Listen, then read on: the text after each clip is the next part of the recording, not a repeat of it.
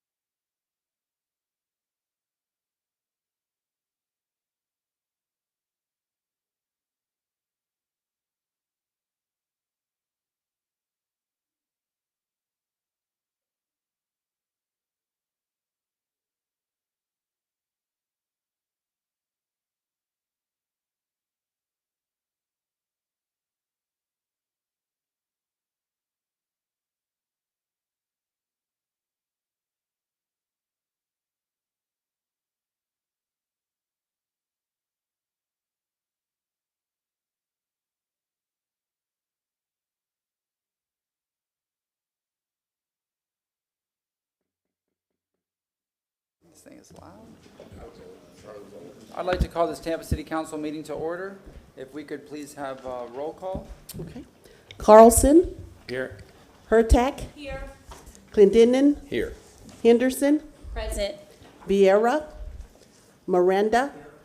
Maniscalco. Here. We have a physical quorum. Thank you very much. On behalf of Councilmember Vieira, I'd like to read this memo into the record.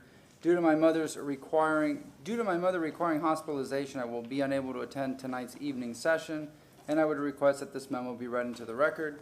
I have that here. And Councilmember Henderson, I believe you would like to speak. Yes, thank you, Mr. Chairman. After item number 2, I will have to also leave today. Please excuse my absence, and I want that on the record as well. Yes, sir. I think Marty can advise us, but I think we should ask any applicants right now who only want to present with 7 or then 6 to go ahead and ask for a continuance so that we don't have to go through the cases and then have a continuance after. So it'll be 5 after number 2. Actually, it'll be 5 for 2 because I'm refusing my role. Oh. Well, Marty, Mr. what do you recommend?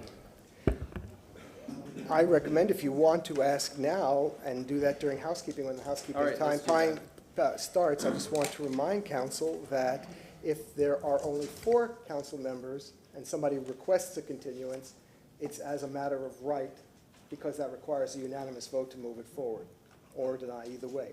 Thank you very much. If it is 5 or 6, council, there is no requirement for a 7-member council in order to go forward. If it's 5 members, they can ask, but it's not granted as a matter of right. Many times council does go forward with 5 members. And my point is just if an applicant has a concern and would like to ask for it, that they ask for it. I would suggest they ask for it now instead of later. Yeah, we'll do it during housekeeping at the beginning. Okay. All right, let's do some housekeeping. Then can I get a motion to open all public hearings? Mr. Chairman. We have a motion from Second. Councilmember Miranda, second from Councilmember Henderson. All in favor? Aye. Yes, ma'am. Yes, good evening, Chairman, Council, LaShawn Dock, Development Coordination, and I'd like to clear the agenda for this evening. The first item is item number 1. There's a request from the applicant to continue this item to September 14th, 2023. All right, we have a request to continue item number 1 to September 14th, 2023. Yes, sir, Mr. Shelby. Sorry, Martin Shelby, City Council Attorney. Again, when you make your motions for continuances, please do state the date, the time, and the location. Yes, sir. So we would need a motion to continue item number 1 to September 14th, 2023, 5:01 p.m., 315 East Kennedy Boulevard, 3rd floor. Second. We have a motion from Councilmember Hurtak, second from Councilmember Miranda. All in favor? Aye. Aye. Any opposed? Yes, ma'am. Thank you, Council. And the next one to clear is item number 5. This is REZ 22103. And the request is to continue this item to September 14th, 2023 at 5:01 PM. Do we have a motion to continue item number 5 to September 14th, 2023, 5:01 PM, 315 East Kennedy Boulevard, third floor? We have a motion from Second. Councilmember Clendenin, second from Councilmember Henderson. All in favor? Aye. Aye. Any opposed? Yes, ma'am. Thank you. And then the last item is item 13, which is on the agenda. So this application, which is REZ 2295, was scheduled for public hearing on April 13th, 2023. At that time, it was a misnotice. It was then scheduled for public hearing on July 20th, 2023, and it is, again, a misnotice. So this is the second misnotice. So according to the rules and in Code Section 27-150 Sub D, when an applicant filing an application for rezoning property fails to perfect his application by not filing the affidavit on time or otherwise fails to perfect the notice or site plan requirements set forth in this chapter, so the petitioner may not be heard at the scheduled public hearing, and any of the foregoing acts or omissions occur for 2 consecutive public hearings scheduled for the subject petition, then no new or amended application involving the same property may be heard for a minimum period of 6 months from the date of the last public hearing, specifically scheduled for that petition and/or property. So this item would need to be withdrawn. Okay. I see the applicant here for 13. Have you been sworn in? No, we haven't. No, you're still administrative right now. All right. My only request is that you allow the staff to set a hearing before the 6 months deadline, and that would require a waiver from council. There were extenuating circumstances. The notices were sent. However, the affidavit of notice wasn't timely filed. So we have not received any objections. It's a Euclidean zoning, and it was found to be consistent by the staff. So I'm respectfully requesting council to allow the staff to set a hearing earlier than 6 months. What's the pleasure of council? Yes, sir. Do we have history on something like this? Do we typically grant these or allow staff to have that latitude, or is it something that we don't? As someone who's relatively new on council, is there a standard practice? I can't say that there is. I do know that the code is the code. So the question is whether or not council wishes to, and I believe, now the question, Mr. Michelini, does this mean that it would not need to be refiled? Is that what you're requesting? Yes, I would prepare the notices for the new hearing date that the city staff would establish. It would require another notice, yes. It would require another notice, but if it was withdrawn, it would require a refiling. Is that correct? Yes. It would require that the process start all over again for this applicant. Council? Yes, ma'am. The reason that we started doing this is because we had so many of these and it became an administrative problem. And so we decided to more strictly follow the code that was already there. And so generally speaking, we follow the code that's already there, because otherwise we are continuing, and we were wasting the public's time. With all due respect, council, this is not a continuance, it's a misnotice. So and there were extenuating circumstances regarding my own personal medical condition, which I didn't want to get into all of that, but there are extenuating circumstances, and I was asking for the pleasure of the board to please consider that in this deliberation. What's the pleasure of council? So he would have to, the gentleman would have to renotice, so the public isn't caught off guard, and, It would have, well, council, he has to renotice because it wasn't properly noticed for today. So Yeah. irrespective of what council so does, the he would have to public, the renotice. public still gets the opportunity to know date, time, and opportunity to come and speak on this item, like any other hearing. That's true. Okay. So what is the public implication on it? I'm sorry. So what's the negative side of granting this from the public's perspective and from staff's perspective? Is there a negative? Well, just to, LaShawn Dock Development Coordination, just to provide clarity on the process, what would happen is this application is withdrawn. So the applicant would have to apply for a new application, get a new file number, and then they would have to be scheduled for a hearing date, and they would then complete notice again. It would be the same request when normally the code requires that it's withdrawn. Is, and other than, obviously, time, is there a city, is there additional money involved? The applicant would have to pay a fee, Right, yes. okay.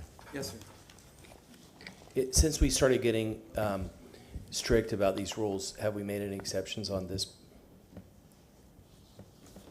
For this particular instance, I recall one other time that it was granted by council. The applicant was present and asked to be placed sooner than the 6 months. Does staff have a recommendation? Is staff recommending that we withdraw, or what's the staff recommendation? Well, the code requires it to withdraw, but staff is fine, would support it if council wants to make the motion for staff to allow him to be scheduled sooner than the 6 months. We have availability on the calendar for the next couple cycles. Yes, sir. What is the motion being requested specifically? Right, To waive the 6 months. To waive the 6 months, but to take this under the code as a withdrawal? Or just a I renotice? think What is your It's request? a withdrawal by fact. It's not, that's not a debatable issue. it is withdrawn. It was So the only issue that we're talking about is to allow this to be filed and heard earlier than the 6-month waiting time. Okay. I'll make a motion to grant the applicant to reapply and waive the 6-month requirement. We have a motion from Councilmember Clendenin. Do we have a second? Second. Second from Councilmember Henderson.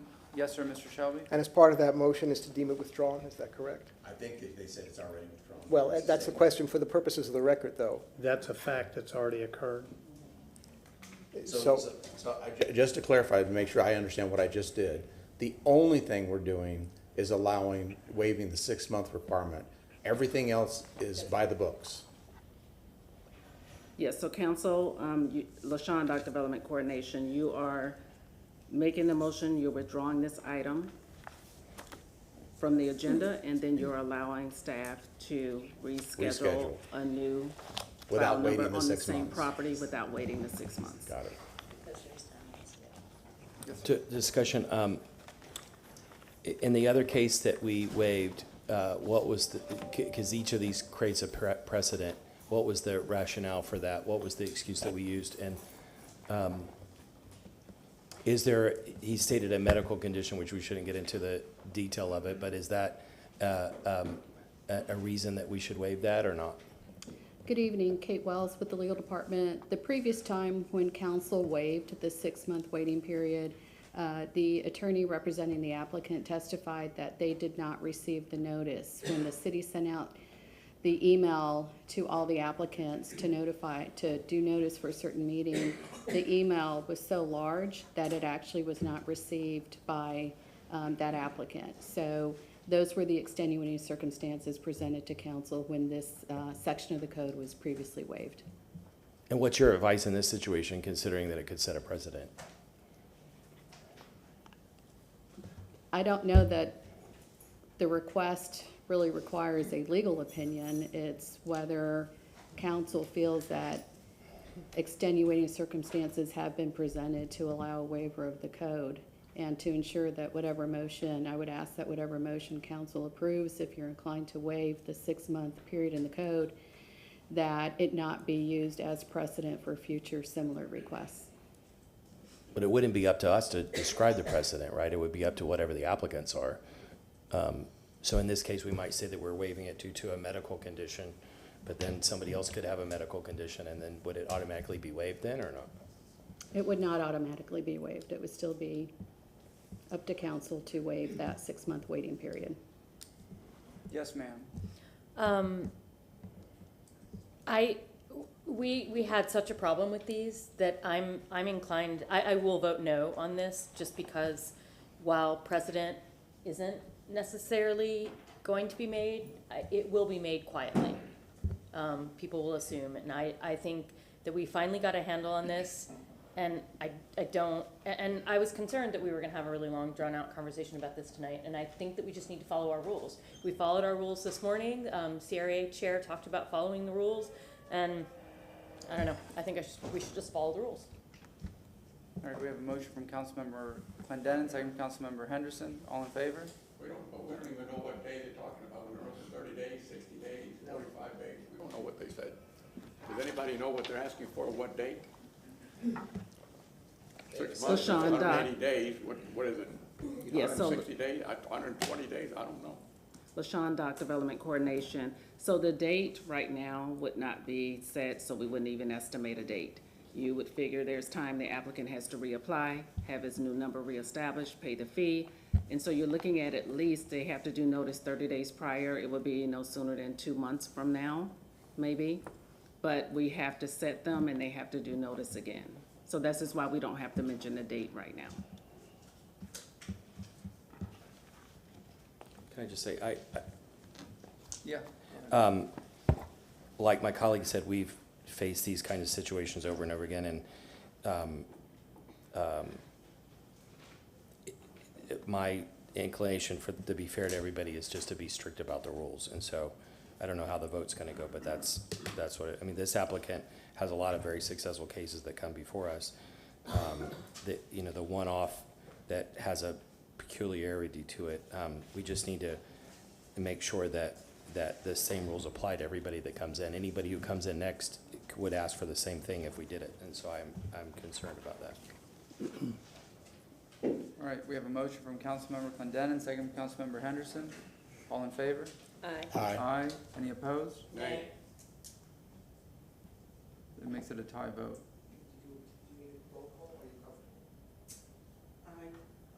Whatever council wants to do? Well, you record that last vote, Yes. and that last vote was. Oh, that's not a question. I'll have to do a roll call. Let's do a roll call. Motion from Councilmember Clendenin, second from Councilmember Henderson. Roll call. Vote. Miranda, No. Carlson. Hurtak, No. Clendenin, Yes. Henderson, Yes. Vieira, absent. Maniscalco. Yes. Okay, we have 3 and 3 with Vieira being absent. So, We voted yes, they voted no. okay, 1, 2, 3. 3 and 3. So we have Clendenin, Henderson, Maniscalco voting yes. Miranda, Carlson, Hurtak, no, with Vieira being absent. That's a failed vote then. And now where do we go from here? Is it So it's a three, 3 and 3. 3 and 3. 3 and 3. Well, this is a quasi-judicial matter. If a motion in a quasi-judicial matter fails to receive at least 4 votes, the motion fails. And if another motion in order is not made, the public hearing shall be automatically reopened and continued to a time certain for the next regularly scheduled council meeting. Unfortunately, council, this cannot be heard today because it's misnoticed, so it's not appropriately on the agenda. So council can decide either the motion can be withdrawn, and in which case it would just be a motion to withdraw. You could have another motion that would be in order. Or what you can do is you can have it brought back at the next regular meeting when you have additional council members to be able to decide. It's council's pleasure. Can we bring that back then for next Thursday, which is a regular council meeting, when we have a full council? No? Yeah, It's a we night can. meeting though. Huh? It has- Next it's week, a next night- week is a workshop, actually. So the next Oh, regular okay, council so meeting is negative- the first week in August. It would have to be during a regular meeting, or it would have to be done at a night meeting? Next regularly scheduled, if you want it done the night, well, next week you don't have a night meeting. Yeah. So we can do it on August 3rd during the day meeting? Yes, you can. Okay. Yes, ma'am. I'm just gonna make a motion to withdraw file number REZ 22-95. We have a motion from Councilwoman Hurtak, second from Councilmember Carlson. Roll call vote? Carlson, Yes. Hurtak, Yes. Clendenin, No. Henderson, No. Vieira, Miranda, Maniscalco. Yes. Okay. We have Carlson, Hurtak, Miranda, Maniscalco voting yes. We have Clendenin, Henderson voting no, with Vieira being absent. Motion carried. To deny. Actually, that was to For the- approve, To approve to the- approve it with, it was, To approve the withdrawal. in other words, the second motion failed. That is correct. This motion replaced that motion then, It and this passed. motion passed Yes, without reference to the waiver of the September date. that is correct. Okay, thank you. Thank you very much. So does that come back for a request for the waiving the 6 months? No, sir, it does not. It was a motion that after the other motion failed, that motion was made. That motion did not contemplate the waiver of the September, whatever the 6 months is, and that motion, as stated by the clerk, has passed on a roll call vote. Thank you. All right. Yes, ma'am. Thank you, Chairman and Council. LaShawn Dock, Development Coordination. So at this point, all of the items have been cleared on the agenda. Okay. And so, And because of the, we were missing one council member and we'll be missing another council member, would it be appropriate to ask anybody in the public if they wish to go forward tonight and request a continuance, being that there's going to be 5 members after we do number 2? Mr. Shelby? Yes, with the understanding that to request a continuance does not mean it'll be granted, and you will have to allow the public, if there's any people who wish to speak to the continuance, the opportunity to be heard prior to you making a decision. Yes, sir. Wait, Councilmember Hurtak had her hand up first and then Councilmember. I just wanted to say that all of these will have 5 people because I'm recusing myself from number 2. So she'll be here, I won't. So all of these will have 5 people. Okay. That's what I was going to say. Thanks. All right, you heard it. So with that being said, and with the petitioners or the applicant's representatives hearing that, then you're opening the floor to see if anybody wishes to ask for the Yes, sir. continuance. So if anybody has a hearing this evening and wishes to continue it on the basis that we will have 5 council members, not 7, not 6, for the hearings going forward, please come to the lectern, state your name, and make your request. Steve Michelini, I'm not necessarily asking for item 2 to be continued, but I wanted to confirm that any tie vote would automatically continue that over to the next hearing. It wouldn't be a tie vote because it's 5 people. Oh, I'm sorry. You wouldn't have- Because you're recusing yourself. Yeah, we start with 5 In the people. event that there's not 4 votes, Mhm. that it would continue, they would carry over until Councilman Vieira returns. I don't think so. Does that? Sorry. What was the question? I'm sorry. Because we have, in the event that it's a 4-to-1 vote, would If it it's a- automatically continue Three. forward until we get Vieira back? If it's a 3-2 vote, Right. That's what I was asking, not 4 Not votes, 3. yet. then unless another motion in order is made, it would come back for the next regular council meeting unless you schedule it for a different date because of council schedule, yes. So if a 5 You have to member have 4 board, You have 4 votes regardless. it requires 4 votes to effectuate action under the charter. So if it's a 3-2 vote, it can't go forward until you have a full council unless somebody else, for So whatever we reason, would makes hear another all the motion. evidence, take all the testimony, Yes. and have to reschedule it or continue it to a full council day. That's right. And what happens then is the council member who is missing gets to review the record, Yeah. have the opportunity to ask any questions. When it comes back, you close the public hearing and you vote. So we wouldn't have to do a full hearing? No, sir. That person would say, yes, I reviewed it, I'm ready to vote, or not ready to vote, and then go from there? like That's we usually correct, do. sir. Mr. Chairman, Yes, sir. just to understand, we don't really know what's going to happen on the votes, that's number 1. But number 2, more importantly, we don't know how many cases we have for August or September or October that are coming up. Somebody may know, but we don't. So if half of these continue, then we have the other policy, if we don't take over, 12 or 13? Then what happens there? We're finding ourselves making spaghetti out of meatballs and it doesn't taste like fish. That's terrible. Did you make that up, or is that a regular saying? That's a Mirandaism. I'm gonna use that, I'm gonna use that. I'm trying to be fair to everybody, those that are here, those that are on the calendar for August and September and whatever. I mean, somebody may know, but I don't know. I don't know, all of us know that. So it becomes more complicated. And for the public, I don't know. It's up to the applicants at this point, so. We have the 5 people, we have the Okay. 5 people. Thank you for the information. Yes, sir. The only reason Mr. Chair, the only reason I asked the question is because if there are people in the public waiting and I everything, understand. it's better just to hear it now instead of later. Say that again? I was saying that the reason why I asked the question now is if there are members of the public Oh, yeah, no, waiting. we go through it it's now, better we to hear start it the now. agenda. So, does anybody wish to request continuance on any of the cases moving forward, considering that we're gonna be having 5 council members? Yes, sir, Mr. Gardner. Good evening, Stuart Gardner, 400 North Ashley Drive. Item, it's REZ 2350. And we are properly noticed. We have not asked for a continuance before, but with the reduced council and actually having just found out yesterday evening that we've got a few neighbors with some concerns, we would love the opportunity to continue to meet with them to see if we can resolve what those issues may be.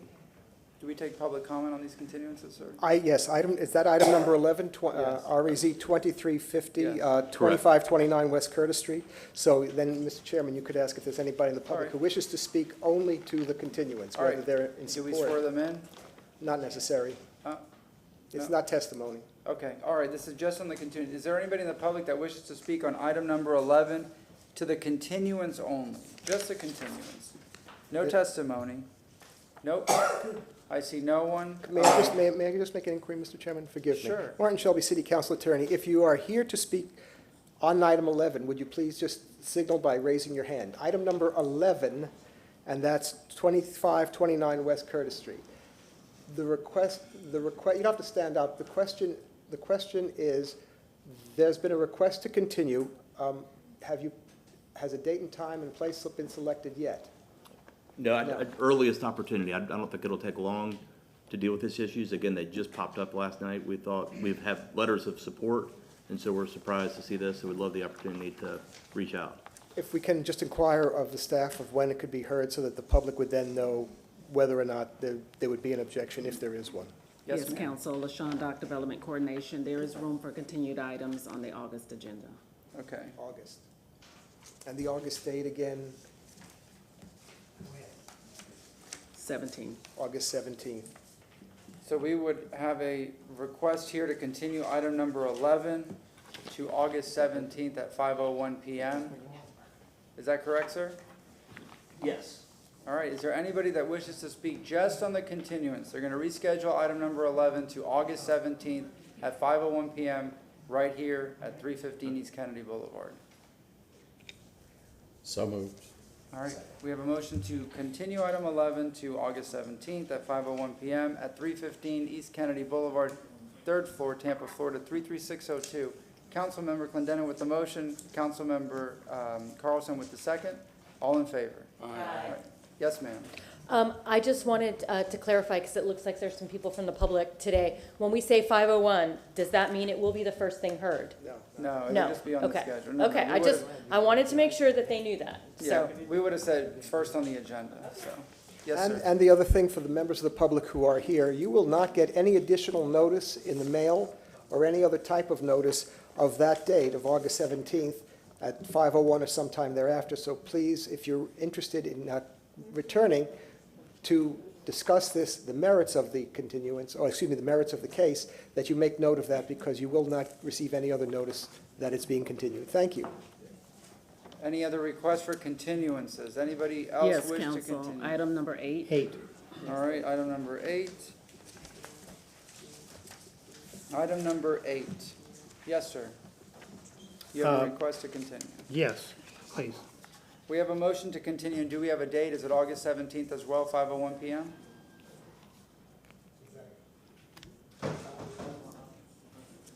That's fine. Yes.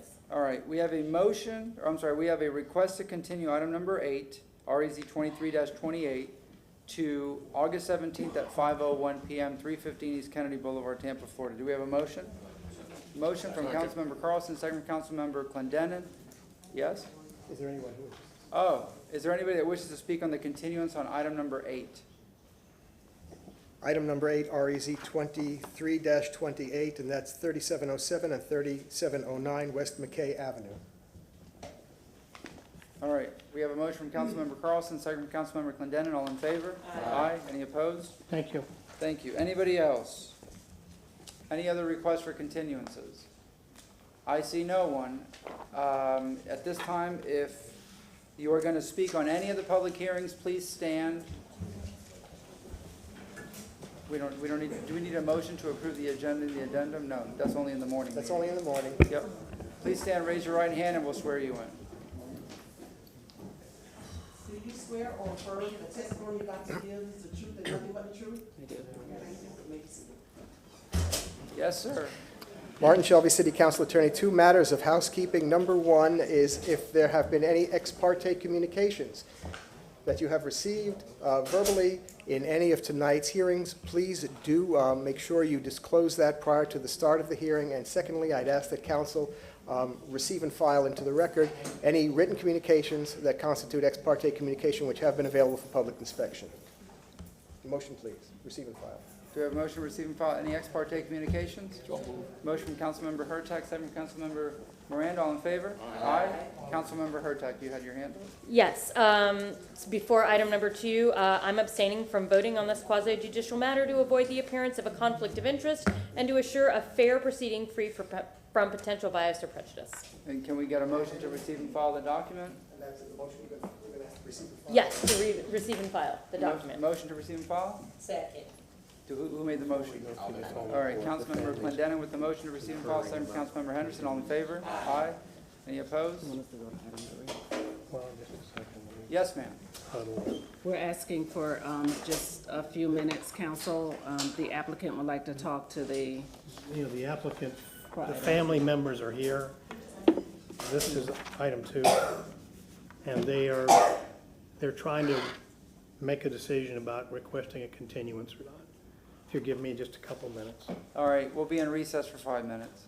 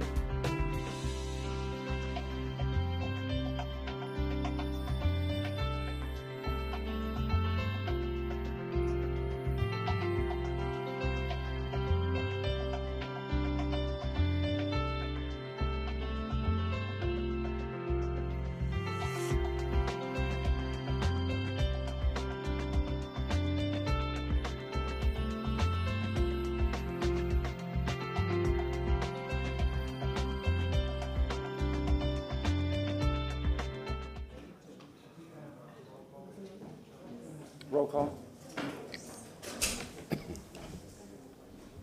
Carlson, Here. Hurtak, Clendenin, Here. Henderson, Present. Vieira, Miranda, Maniscalco. Here? We have a physical quorum. Yes, ma'am. Thank you, Chairman and Council. LaShawn Dock, Development Coordination. Council, I have the applicant's representative here. They are looking to request a continuance for item number 2, which is REZ 22108, and that would be a continuance to September 14th. Mr. Michelini? Yes, sir. Yes, sir, in consideration of the, the fact that we won't have a full council, and we'd like to, after conferring with the family, they'd like to request a continuance to September 14th. Yes, sir. I'd like to move to, Wait, we need to ask for public comment first. Who wishes to, yes, sir? Well, I guess you could hear from the public. Just want to bring something to council's attention procedurally. First of all, at the outset, let's just make this, I want to make it clear that for a local government who does land use, a board like this, there can't be an expectation that people will have a full council necessarily. The charter requires 4 votes, a minimum, and that's why, as a matter of right, this council has made the decision to allow a continuance because that would require a unanimous vote. And the council thought that that was a heavy burden. So whether there's 5, 6, or 7, that's within council's discretion to go forward. Now, with regard to this case, and I appreciate the clerk doing this, the council in March instituted rules regarding continuances, particularly after the second continuance, and just for the sake of discussion and full disclosure, there was a continued public hearing. This hearing, number 2, is continued from April 13th. The first continuance, the second continuance was June 8th.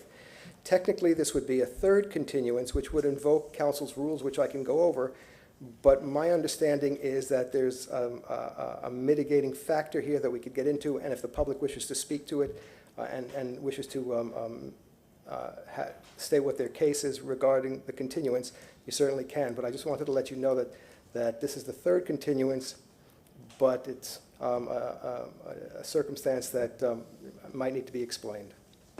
Thank you. If anybody in the public wishes to speak on this continuance, please state your name. Hi, my name is Caroline Bennett. I urge you to say no to this continuance. We've been here how long, and you guys have not done the first thing. It's ridiculous, and it's because by approving continuances, by approving exceptions for missed notices, you just encourage more people to do that. If you've ever had a child and taken them down the candy aisle, if you want to make sure they ask for candy every single time, just give it to them. The rules are the rules. The people have expectations. It was continued once. It was continued twice. Now you've got 10 people from the neighborhood who made sacrifices to get here. It's very difficult to come to these meetings. Now they're going to have to come back for a 4th time? It's ridiculous. It's ridiculous. The vote is going to be what the vote is going to be, and Councilman Vieira will vote however he's going to vote, and then you'll either end up with a 4-2 after he votes or a 3-3, and it won't matter. Thank you very much. Next person? Good evening, Michael McNabb. I'm a neighbor and I'm also the president of Palm City West Neighborhood Association. I'm here representing them and myself.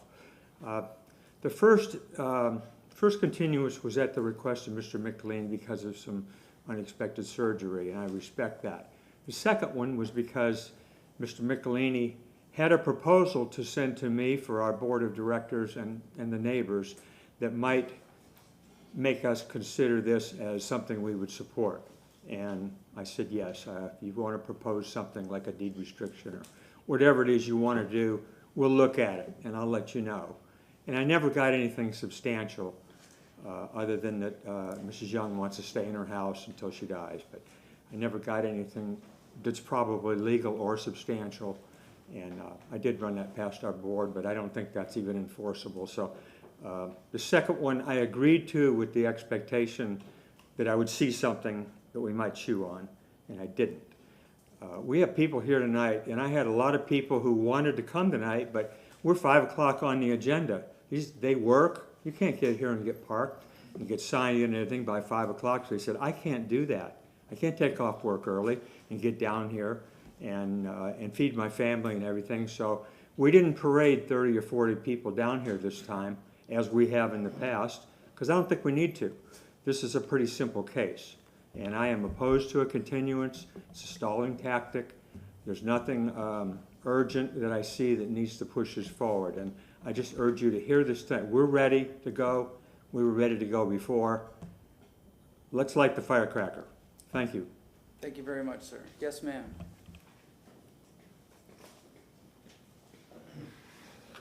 My name is Pam Canella, and I oppose the continuing. I worked all day.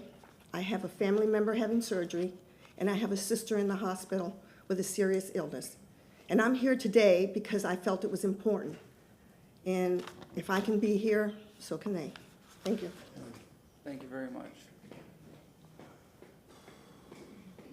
We had a motion. Do we have the motion still?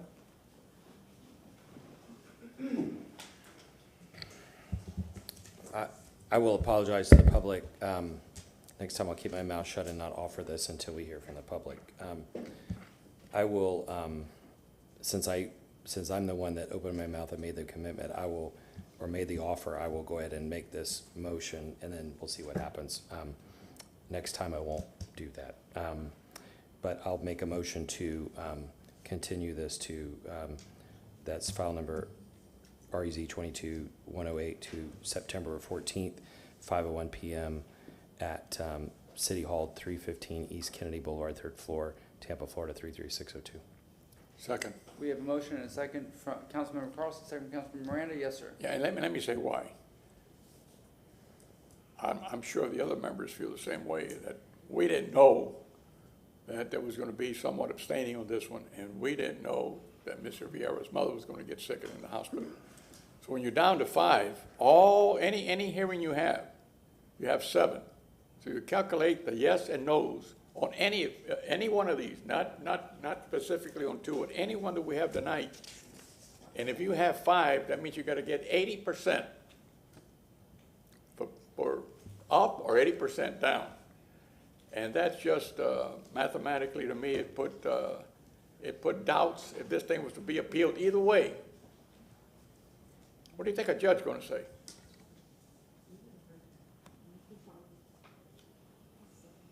Thank you very much. All right. All in favor? Aye. Aye. Any opposed? No.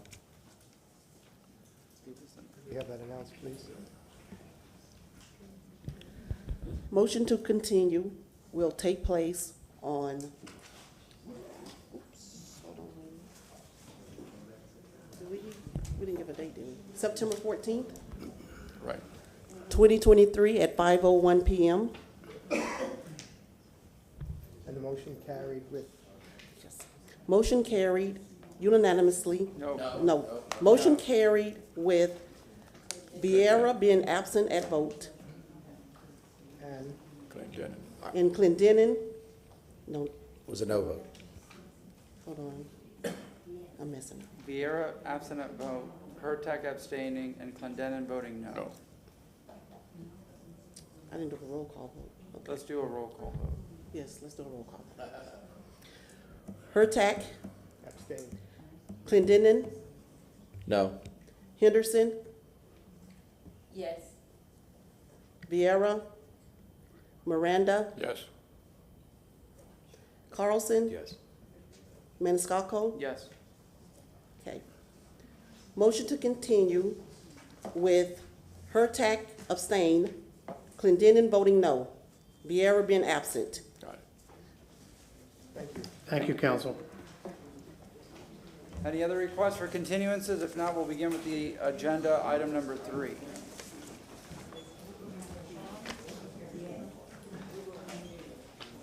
If you may, I'm not going to be in the state of Florida in September. I've put off a vacation for years, and so I'd like to, if you're going to push it ahead, I'd like to ask that you move it to an October date so I can participate. I'm sorry, but His wife says November. definitely not September, because I won't be here, and I feel it's important that I be here, so. We've already made the motion and said everything. Mr. Shelby? Nobody asked. We didn't request this, Mr. Chairman, so I'd like to indulge in you to please give us a later date. Can I make a motion to request to reopen? Yeah, that would be a motion to reconsider, Mr. Clendenin. All right, we have a motion to reconsider this last vote by Council, Councilmember before you Clendenin. do that, we've lost another council member. You only have 4 now.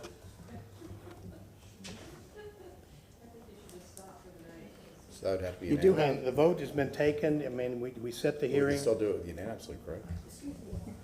You can still do it, the case can't be, the case is not going to be heard. No, I'm talking about to, Change the date of continuance? Yes. It's just Well, a continu- motion to reconsider is in order. Okay, so we have a motion to reconsider the date of this continuance by Councilmember Clendenin. Do we have a second? Second. Second from Councilmember Carlson. All in favor? Aye. All right, and, Now, if you want, okay, let's wait for her to come in to, Well, that- select a that future passed. date. So let me look at the calendar here. You said October, but the missus says November? if we can, Would like a November date. Mr. Chairman, if we Yes. can. Councilwoman Henderson, are you familiar with the fact that there's been a motion to reconsider the date of the continuance? I just found out. Okay, thank you. I just wanted to make sure that you're clear So for the we record. have the evening session for land rezoning at November 9th. November 9th, 2023. LaShawn, any objection to November 9th? Okay. Mr. Michelini, Mr. Michelini? the applicant's representative. No, what, you don't want it? No, they want to hold to the September date. Well, then the question then is there's been a motion to reconsider. The motion, was there a vote on the The motion? motion Yes. passed to reconsider. So there is no vote on the floor. So, We've already voted on everything that we made a motion on. Yes, but now you made a motion to reconsider. okay, And the so what motion is the passed. reconsideration date? Well, So that- I'll make a motion to continue. The other option is to hear it. I'll make a motion to continue file number REZ 22-103 to November 9th, 2023. We have a motion from Councilmember Clendenin. Do we have a second? Second. Second from Councilmember Carlson? Yes, sir. Mr. Michelini, do you want to be heard for the record? You don't want to be heard? The reason why we're doing this is just because Vera's not here, present today. Her tech has recused herself. So to be fair, we'd like to have every member of council present for this vote. It's not try to inconvenience anyone at all. That's not the issue. It's just that's sincerely trying to get everyone on board so they can hear this case. That's all it is. So I apologize that this is becoming a cluster and we're pushing things back, but more than anything in the world, we wanted it tonight, more than anything.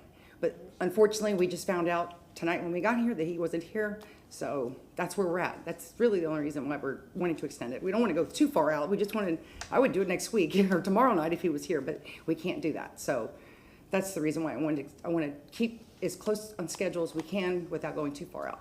That's all I ask. Well, and I understand, but out of respect for the neighborhood and people that are going to be out of town, November 9th, I know it's a ways away, but, there's a lot of people involved here, so. And Mr. Chairman, if I can, there is no guarantee that there's going to be a full council the night of November 9th. That's understood. And of course, what then? We're still going to deal with one less council member because Councilwoman Hurtak is recused. And that's most- true. The most that we're ever going to have is 60 members. And a reminder, again, for the purposes of the record, that with another request for a continuance, this rule that City Council has enacted since March would be invoked, certainly. On whose behalf? I mean, we were happy with the September 14th date. That was totally fine, I thought. Well, the thing is, The I just neighborhood want is to. now asking for an additional continuance. Now, they stood here with us at the second continuance and jointly asked for that. That wasn't all on us as a petitioner. And then we did continue to work with them throughout this process. And it wasn't like nothing ever happened. So point of order, there's a motion and a second on the floor, and so the consideration is November 9th, 2023. If there's any, shouldn't we act on that motion? Is it? Yeah. Well, the question that Mr. Michelini has is if you have an objection to it and wish to go forward tonight, that is also an option.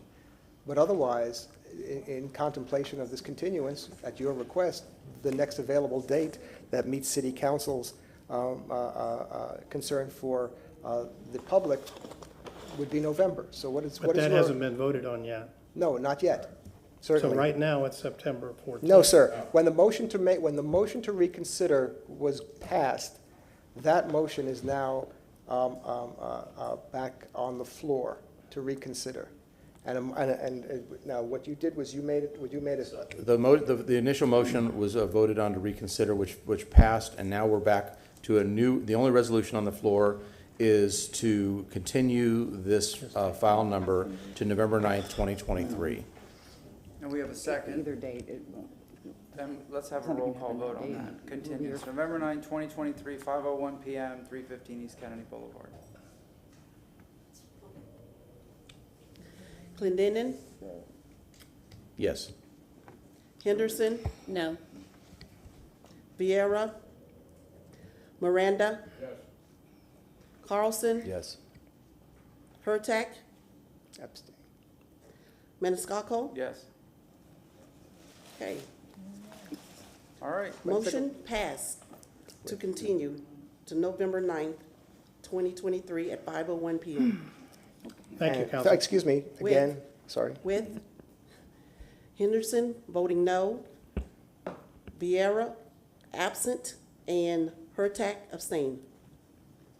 Thank you, thank you. And again, there would be no additional notice sent out for that, so please do, if you intend to participate or watch, just make note of the date and time. Thank you. Thank you, Council.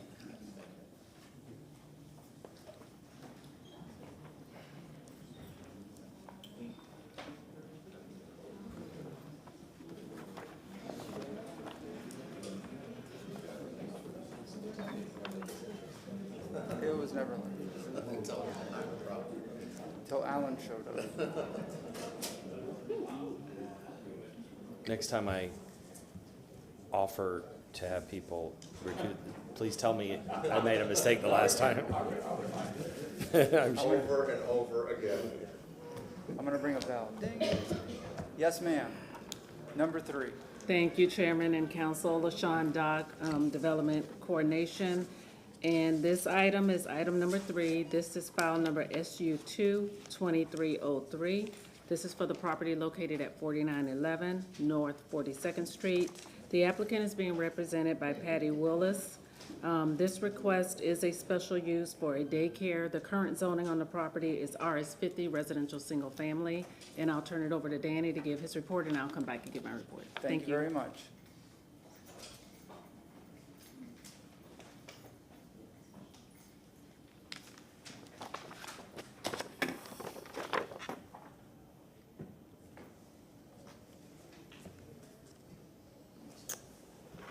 Good evening, Danny Collins with your Planning Commission staff. I was sworn in. Our next case is in the Central Tampa Planning District, specifically the East Tampa Urban Village. Here is an aerial map of the subject site and the surrounding properties. You'll see the subject site. It's outlined in this purple color. It's generally east of North 40th Street and just south of East Ellicott Street. This is North 42nd Street here. Here is the adopted future land use map. The subject site is recognized under the residential 10 future land use designation. That designation surrounds the subject site to the north, east, and south of the site. It allows consideration of this use through a special use 2 request. Directly to the west of the subject site is land recognized under the residential 35 designation. The Planning Commission staff reviewed the application and found the request consistent with the overall policy direction of the comprehensive plan. Daycares can be considered in the residential 10 designation through a SU2 request, which is consistent with land use policy 8.14.2. Compatible uses surround the subject site. A church is located directly to the east. Multifamily uses are located to the west, and James Elementary School is located to the north of the subject site, and that is recognized by this blue color on our map. The site is appropriately buffered and sensitive to the adjacent residential uses. Additionally, the applicant is providing a sidewalk connection to North 40th, along North 40th Street, which is consistent with land use policies 4.3.5 and 4.3.6. Land use policy 4.1.6 promotes the co-location of community facilities that support the neighborhood. The expansion of the daycare facility will continue to support and provide daycare services to the Eastern Heights neighborhood. Based on those considerations, the Planning Commission staff finds the request consistent with the Tampa Comprehensive Plan. That concludes my presentation. Thank you very much, sir. Yes, ma'am. Thank you, Chairman and Council. LaShawn Dock, again with Development Coordination. And this special use request, as Danny has mentioned, this property contains 1.66 acres. This site is currently approved for special use for daycare. It is before you today because they are adding on a modular building on the site. And so they're requesting the special use before you. There are 13 parking spaces required, and a total of 18 parking spaces are provided. They're providing a setbacks to the west of 20 feet, to the north and south of 7 feet, and to the east 20 feet. And I have a picture of the site plan to bring up. So just to orient you on the site, this is North 42nd Street. This is the outline of the site. It's a pretty large parcel. And then this is the circular drive, so this is the access from 42nd Street. This is the existing structure that's on the site. I have pictures I'll show you momentarily. And then this is another one that's existing. This is the proposed new one. Surface parking is proposed in front of the structure. Here are the elevations, with the west elevation located up top. This is the east elevation, the north elevation, and then the south elevation. And here's a zoning map. So this is the property that's outlined in red. This is 42nd Street. Ellicott is to the north. Osborne is to the south, just to orient you on the site. So you can see this is surrounded with RS50 zoning to the east. And then you have 40th Street, which has your commercial intensive and your commercial uses and zoning along that corridor. And here are pictures of the site. So this is the site on 42nd. Here's another view of the site. It's pretty long. So this is from 42nd looking into the site. Another view there, just another angle. Here's a view of the existing structures on site. It's the other. And it's that structure there. And then surrounding the site to the south, this home orients to the east. So the south, this is on the property, and then that is the view. This is the property to the west, which is residential multifamily. Another view of the residential multifamily to the west. And then back around, this is to the north, the single-family residential. So the DRC staff has reviewed the request and finds the request consistent. There are modifications to be made between first and second reading to the site plan. A revision sheet has been included within the staff report. And that concludes my presentation. I'm available if you have any questions. Any questions? I see none. I see 2 individuals online. I don't believe they were sworn in. Can we swear them in? They were sworn in? Oh, yes, ma'am. Go ahead. Please raise your right hand. Do you swear or affirm the testimony you're about to give is the truth and nothing but the truth? All right. Okay, thank you. All right. Are you presenting, gentlemen, or the individuals online? Are you the applicants or no? No, we're with the applicant. Oh, okay. Whomever is presenting, please unmute yourself, state your name, and you may go ahead. I don't know if it's Patty Willis. Are you the presenter, the applicant? And please unmute yourself. Unmute yourself.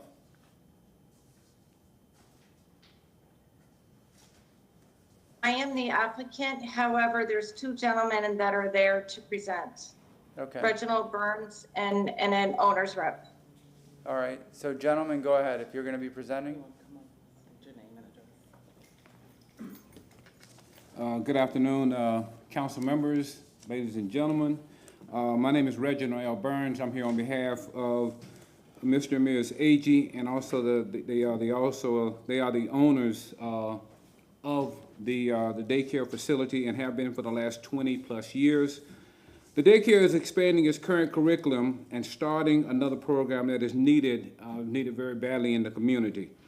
Under a request by the Early Learning Coalition of Hillsborough County and Eckerd Connects. There is no space within the existing classrooms that are within existing classrooms on site to facilitate the program without adding an additional modular classroom. The special use, if granted, is consistent with the current operations at the property. The additional classroom space will not substantially interfere or injure the health, safety, or welfare of others whose property would be affected by allowance of this special use. As stated previously, the special use is in harmony with previous approved special use by City Council and serves the general intent and purpose of this chapter and the adopted Tampa comprehensive plan. Allowing the special use will result in special justice being done and bring added value to the community. Thank you. Thank you very much, sir. Is there any more to the presentation, sir? No? Is that it? No, you got that. Okay, any questions from council? If not, we'll go to public comment. Is there anybody in the public that wishes to speak on item number 3? Anybody that wishes to speak on item number 3? The individuals that are online are shown as applicant, owner, and applicant's representative, unless they have anything to add. Ms. Willis, anybody else? No. No? All right, any questions from council? If not, a motion to close? We have a motion to Second. close from Councilmember Miranda, second from Councilmember Clendenin. All in favor? Aye. Aye. Any opposed? Councilmember Miranda, would you mind reading item number 3?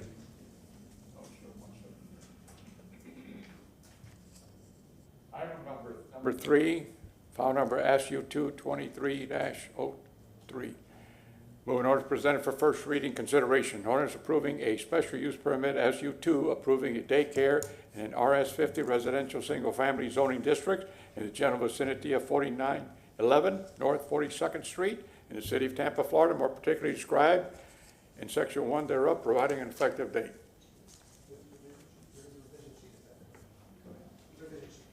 With a revision sheet. We have a motion from Councilmember Miranda with a second from Councilmember Carlson. All in favor? Let's do a roll call since we're down a few members. Okay. Henderson? Vieira? Miranda? Yes. Carlson? Yes. Hurtak? Yes. Clendenin? Yes. Maniscalco? Yes. Motion carried with Henderson Vieira being absent. Second reading and adoption will be held on August 24th, 2023 at 9:30 a.m. located at the Old City Hall Building, 315 East Kennedy Boulevard, Tampa, Florida, 33602. Thank you very much. That's it. Item number 4, yes, ma'am. Yes, thank you, Council. LaShawn Dock, Development Coordination. Council, item number 4 is REZ 2291. This is for the properties located at 2212, 2215, 2400, 2401, 2815, and 2905 East Henley Avenue. The applicant is represented by Cammie Corbett. This property is currently zoned CG and PD. It allows for mixed-use development currently on the site. And the request is for a PDA zoning, which is a planned development alternative, and to allow for mixed-use development on site. What I'm going to do is turn it over to Danny, then I'll come back and make the presentation and kind of go over the PDA and what it is and the requirements. All right. Thank you, Council. Yes, sir.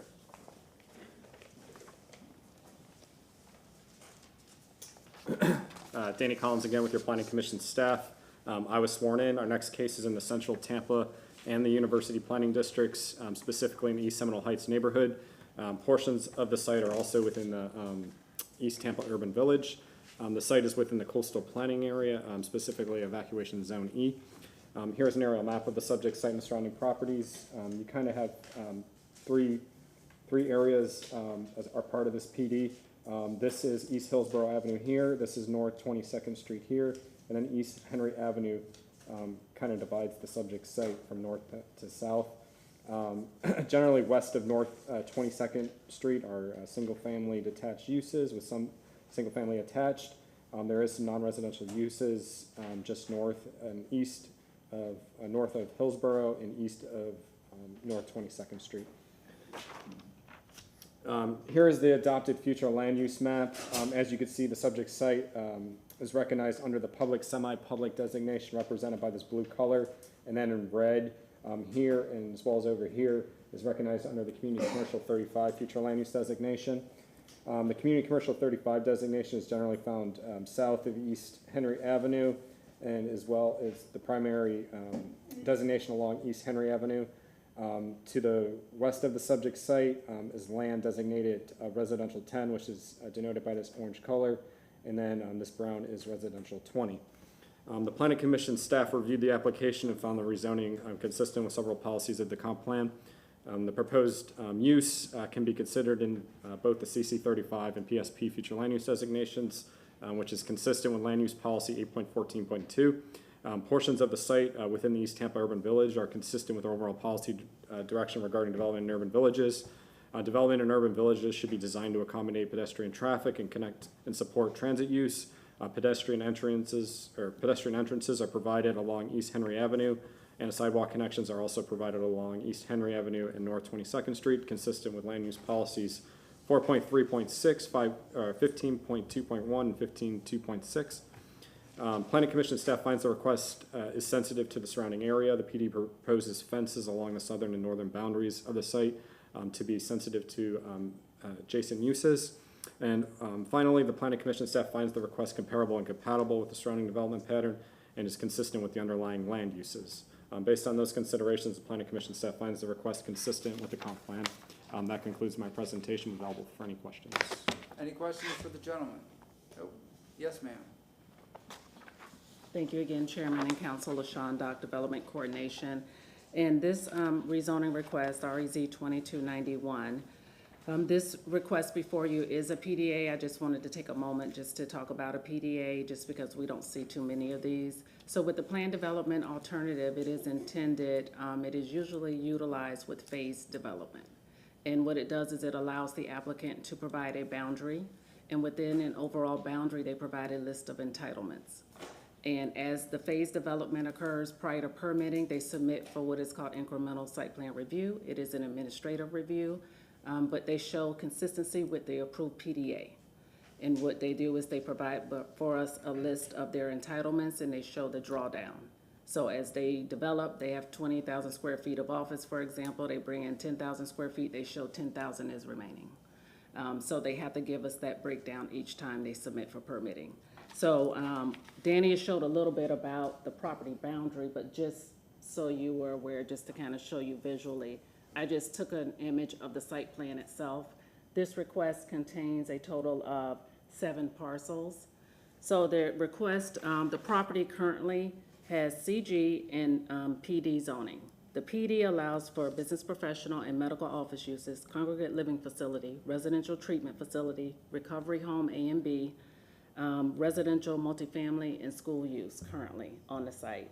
So everything that's shown here within the red outline is a PD except for parcel 7. So why are they here today? For a PDA to add this additional parcel, which is parcel 7, and also to add the use of hospital and daycare to their list of uses. So one thing that cannot happen in an incremental site plan review, we cannot expand the overall approved boundary of the PDA, and we also cannot add additional uses administratively. And so with that, I'll go ahead and just give a brief description of the request that is before you. And so the PD was approved in 2017, and it did include the parcels that are outlined with the exception of parcel 7. So this request proposes a maximum building height of 60 feet. The required parking is 889 spaces and 657 spaces are provided. There is a waiver requested for the 26% reduction. What I've done is provided within page 3 of the staff report a breakdown of this PDA request and the differences. They're adding an additional 20,000 square feet of daycare use. They're adding the allowable uses of hospital and daycare. And then they're also requesting that extended family care facility and hospital uses, they're sharing that same maximum allowable square footage. And that is capped at 80,000 square feet. Increase of residential multifamily by 60,000 square feet or 54 units. And as Danny touched upon, the site itself is divided Henry Avenue, south of Henry Avenue, and this is Henry Avenue. This is 22nd Street. So all the parcels south are within the East Tampa overlay. The parcels which are to the north are not in the overlay, but the applicant has agreed to comply with overlay standards. And I have also the, what is up is the site plan, but I can just show you the site plan and that the image is the same. What I did was I just took these two parcels and put them closer on the original image. But again, this is 22nd Street, this is Henry Avenue. These are railroad tracks that exist here.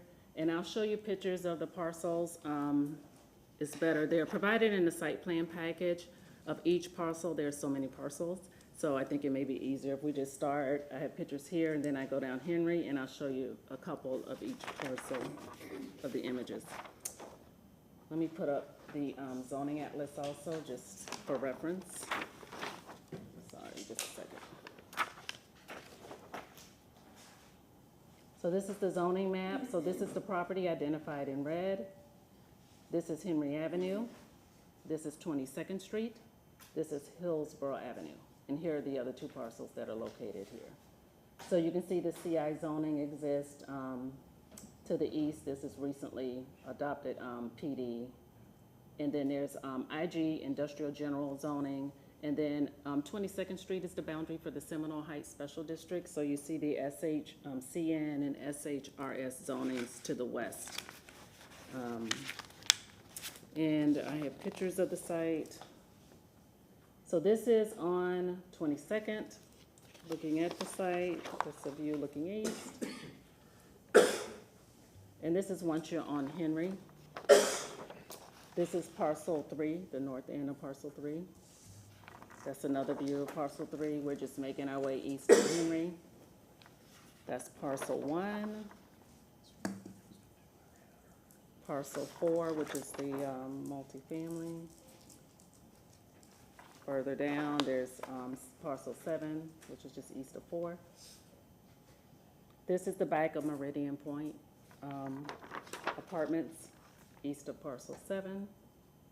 And this takes us further down Henry on parcel 2. We're approaching parcel 5. This is east of the railroad track. And this is the view, and this is from the north side of Henry, looking at parcels 5 and 6 at the distance. Another view, just a closer view.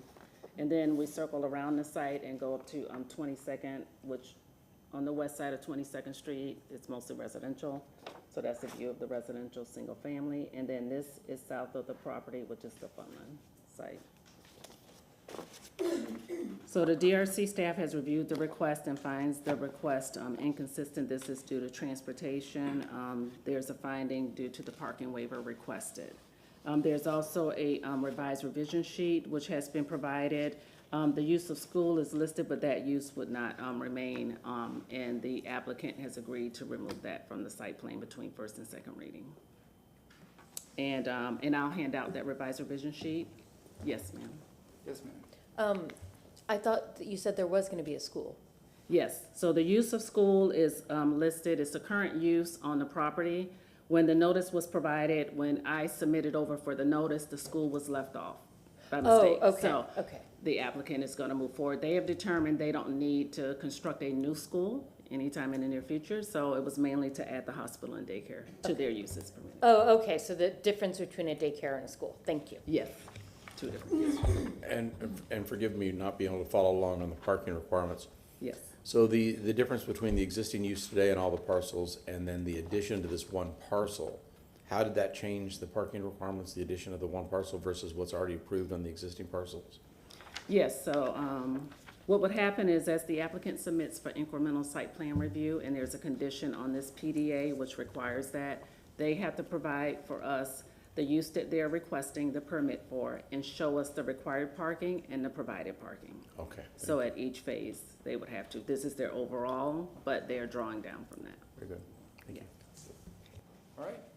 Thank you very much. Anything else? Absolutely. All right. Next Thank you, up- council. Yes, ma'am. Next up, the applicant. Yes, ma'am. Please Good state your evening, name. Cammie Corbett with the law firm of Hill, Ward and Henderson. I'm here this evening representing Grace Point Wellness. They've been providing health care in our community, generally in this location, for almost 70 years. Historically, the properties were zoned CG and CI, and that worked for a long time. But in 2016, they had the vision that they wanted to create affordable housing within their campus, and they acquired one of the parcels, and it had to be approved. Multifamily is not allowed in CI or CG as a permitted use without a special use one. Well, because Henry is a local street, it's really not approvable through a special use. And so we brainstormed with Gloria Moreda and we figured, well, let's do a campus PD. At the time, a PDA could not be this size. It had to be much larger. But Jesuit had just come in for their campus PD, and so Gloria utilized that tool and memorialized this PD based on the existing uses and on proposed future affordable housing. One image I didn't see from LaShawn was, this is the Graham. That was the initial property for affordable housing. It's 45 units of senior, 45 units of special needs. That had no parking waiver when it was approved. But obviously, not many of our residents have cars. And then she did show you the heights. Now, the original PD had a waiver of approximately 16% waiver for the parking, and that was approved. And so this affordable housing development was approved with that small waiver. But again, it's 64 units of special needs. And I think in most of the images you see, there's plenty of parking in the surrounding area. And although it's been found inconsistent for the parking waiver, it's very similar to the waiver that was just approved on the Richmond site. But more importantly, the residents who are living in these affordable housing units are accessing their health care on the Grace Point campus. The Graham has a shared kitchen, so they have meals at that location. So this really truly is, the Graham is really severely overparked for what it is. And what prompted our request for an additional 10% waiver is really the hospital use. Again, your codes are very strict for hospital. And why the hospital use? We already have a women's residential treatment facility that's approved and that was operating on the site.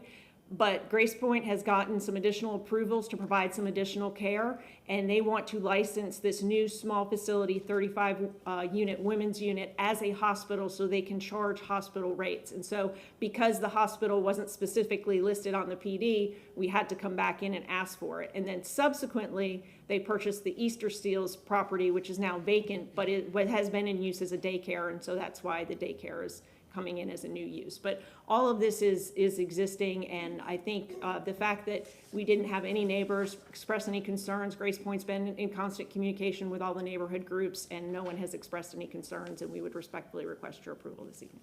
Any questions for the applicant? Do we have anybody in the public that wishes to speak on this item? This is item number 4. Anybody in the public? I see nobody registered. Any further comments or questions before we ask for a motion to close? We have a motion to close from Councilmember Clendenin, second from Councilmember Hurtak. All in favor? Aye. Any opposed? Councilmember Clendenin, remember there's also a revision sheet, item number 4. I move file number REZ 2291, an ordinance being presented for first reading consideration, an ordinance rezoning property in the general vicinity of 2212, 2215, 2400, 2401, 2815, and 2905 East Henry Avenue in the city of Tampa, Florida, and more particularly described in section 1 from the zoning district classifications PD Plan Development and CG Commercial General to PDA Plan Development Alternative Business Professional and Medical Office, Congregate Living Facility, Residential Treatment Facility, Recovery Home A and B, Life Care Treatment Facility, Residential Multifamily Hospital and Daycare, provided an effective date with the revision sheet. We have a motion from Councilmember Clendenin, second from Councilmember Miranda. Roll call vote. Vieira. Miranda. Yes. Carlson. Yes. Hurtak. Yes. Clendenin. Yes. Henderson. Maniscalco. Yes. Motion carried with Vieira and Henderson being absent. Second reading and adoption will be held on August 24th, 2023 at 9:30 a.m. located at the Old City Hall Building, 315 East Kennedy Boulevard, Tampa, Florida, 33602. Thank you very much. Yes, ma'am, number 6. Thank you, Council. LaShawn Dock, Development Coordination. And item number 6 is REZ 2306. It's for the property located at 6403 East Broadway Avenue, 2204 and 2212 North 65th Street, and folio 159833.40.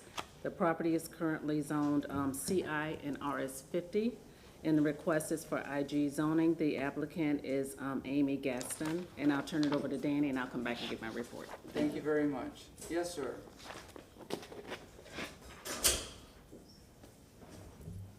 Danny Collins, with your Planning Commission staff, I'm sworn in.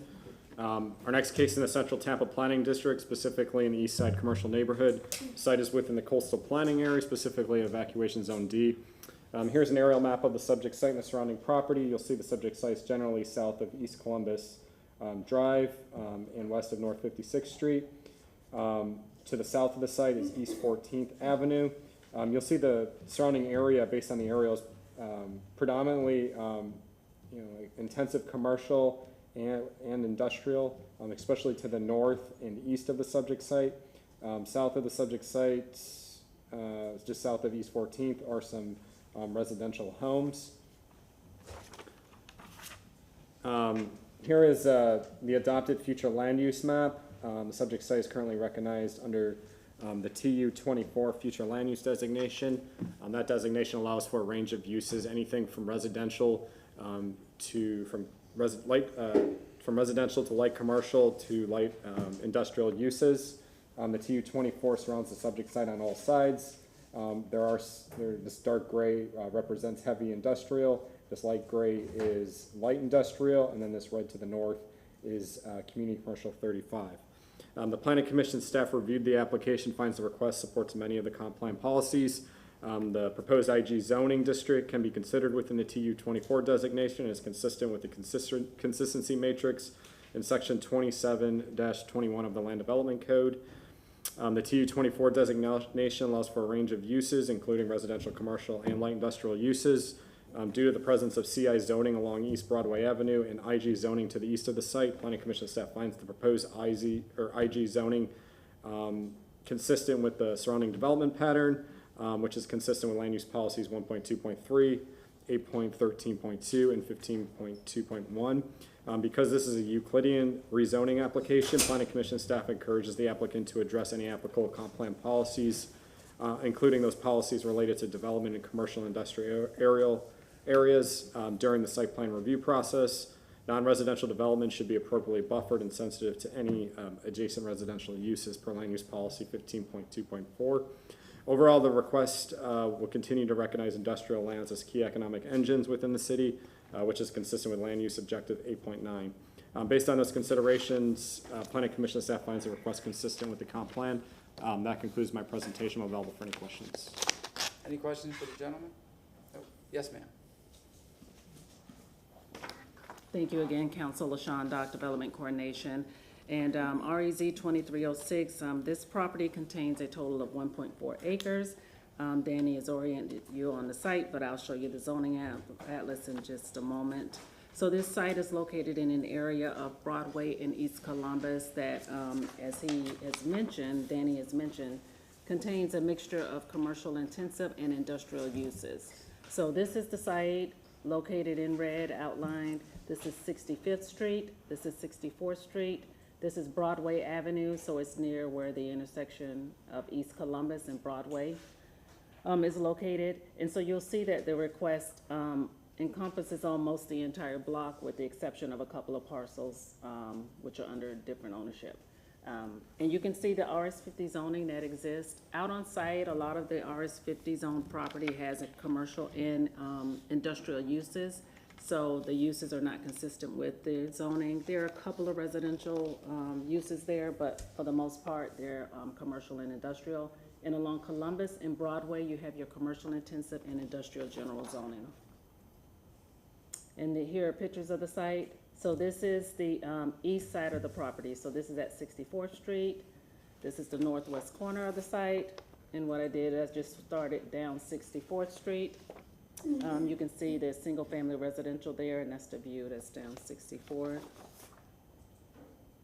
And then this is coming around on the site that's looking north on 65th. Oops, wrong way. This is at 65th and 14th. This is the southeast corner of the site.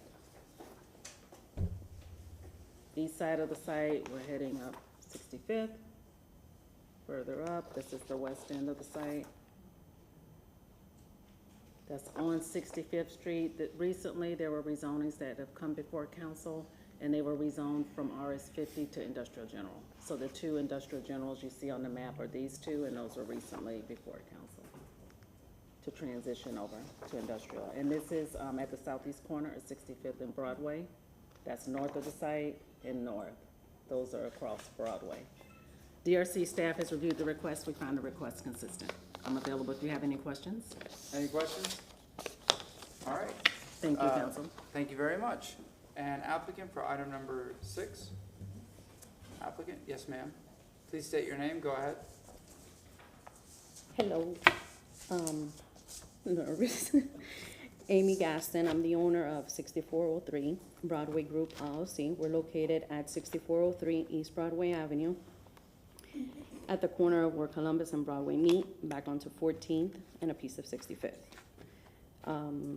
We're in the area of transitional use 24, and we're requesting to rezone from CI and RS50 to IG for industrial uses on our property.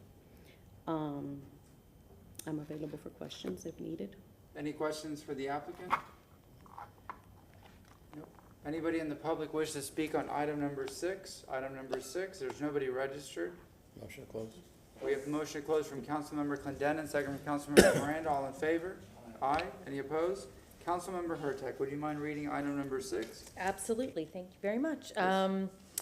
This is file number REZ 23-06, an ordinance being presented for first reading consideration, an ordinance rezoning property in the general vicinity of 6403 East Broadway Avenue, 2204 and 2212 North 65th Street, and folio number 159-833-0000 in the city of Tampa, Florida, and more particularly described in Section 1 from Zoning District Classification CI, Commercial Intensive, and RS50, Residential Single Family, to IG, Industrial General, providing an effective date.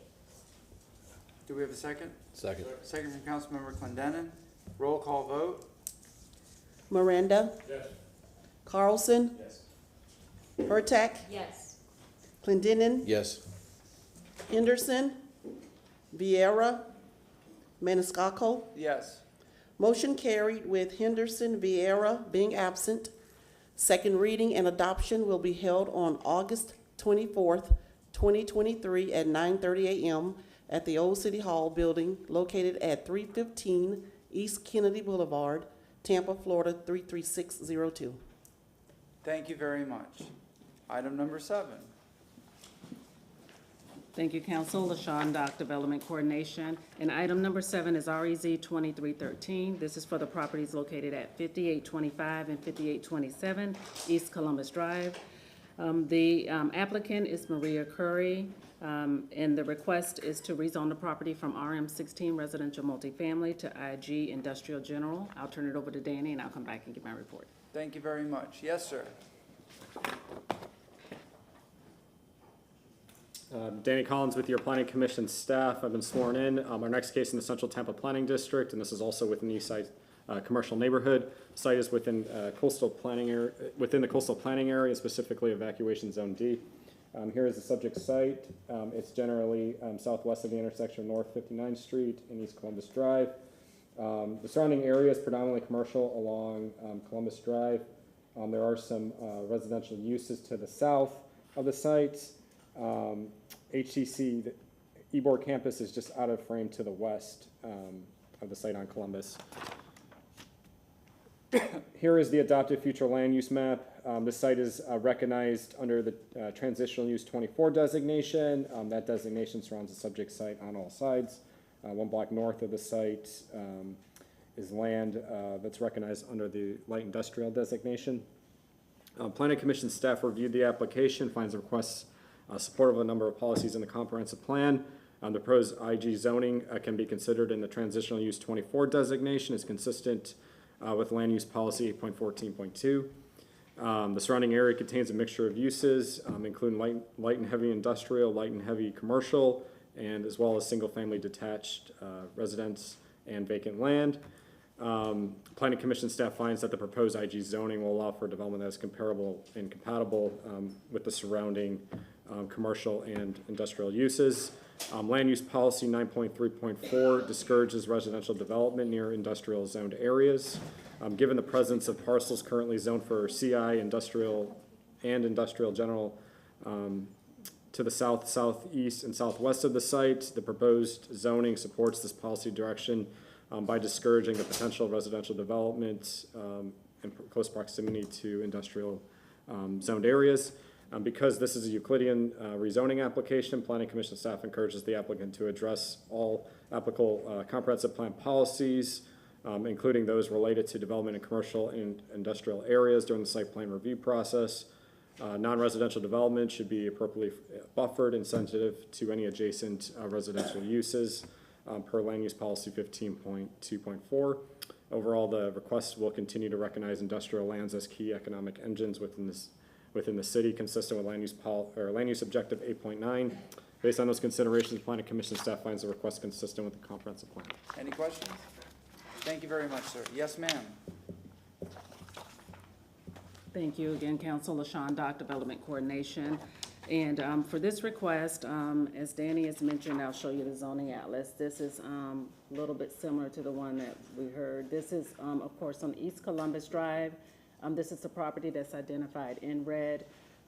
And currently, it has the RM16 zoning. And along Columbus, in this stretch of Columbus, the majority of the uses are commercial or intensive, or industrial uses, commercial, intensive, or industrial. You see the RM16, the pocket that's here, and then you have a couple, a little bit of RM16 to the west. But then the majority of the uses surrounding it are commercial and industrial zone. And I have pictures of the site. So this is the site. This is on Columbus. That's another view. This is the east end of the site, and then this is the other side of that site, the west end of the site. So both of those are on Columbus. It's another view. This is across the street, so this is north of the site, industrial use. Another view north. And this is circling on the other side. This is the view if you're looking south on 59th Street. The site is to the right in this picture. This is east of the site, so this is across the street at the corner of 59th and Columbus. And this is east of the site, and then this is located south, the single-family residential. The DRC staff has reviewed the request. We find the request consistent. And this concludes my presentation. I'm available if you have any questions. Any questions? Thank you, Council. Thank you very much. Do we have anybody, I'm sorry, the applicant for item number 7? Yes, ma'am. Hi, good afternoon. My name is Maria Curi, and I'm one of the owners of the property located at 5827 and 5825. And what we want is to have this rezoning. We're applying for residential multifamily to industrial general. And if anybody have a questions? Any questions or comments? Nope. Motion to Yes. close. Wait, public comment. Anybody in the public wish to speak on this item number 7? I see no one, and there is no one registered. Councilmember Clendenin? Motion to close. Second. We have a motion to close from Councilmember Clendenin, second from Councilmember Miranda. All in favor? Aye. Any opposed? Councilmember Carlson, item number 7. And mostly we see IG to residential. It's good to see residential to IG. Move file number 7, file number REZ 23-13 Ordinance being presented for first reading consideration, ordinance rezoning property in the general vicinity of 5825 and 5827 East Columbus Drive in the city of Tampa, Florida, more particularly described in section 1 from zoning district classification RM 16 residential multifamily to IG industrial general, providing effective date. Also would like to mention, as was stated in the testimony, the site is surrounded by a mix of light and heavy industrial uses, light and heavy commercial uses, single-family detached uses, and vacant land. Land use policy 9.3.4 discourages residential development near industrially zoned areas. Given the presence of parcels currently zoned industrial and commercial to the south, southeast, and southwest of the subject site, the proposed rezoning supports this policy direction by discouraging the potential of residential development on this site in furtherance of land use policy 8.13.2. And as noted in the city staff report, there has been a recent transition from the existing residential zoning to industrial zoning consistent with the industrial uses which exist in the area. Do we have a second? Second. We have a second from Councilmember Clendenin. Roll call vote? Carlson, Yes. Hurtak, Yes. Clendenin, Yes. Henderson, Vieira, Miranda, Maniscalco. Yes. Motion carried with Henderson, Vieira being absent. Second reading and adoption will be held on August 24th, 2023 at 9:30 a.m. at the Old City Hall, 315 East Kennedy Boulevard, Tampa, Florida 33602. Thank you very much. Next up, we have item number 9. Yes, ma'am. Yes, thank you, Council. LaShawn, Doc Development Coordination. Item number 9 is REZ 2340. It's for the property located at 3901 and 3907 East Columbus Drive. The applicant is Trish Rodabaugh, and the request is to rezone the property from CI Commercial Intensive to IG Industrial General. And I'll turn it over to Danny to give his report.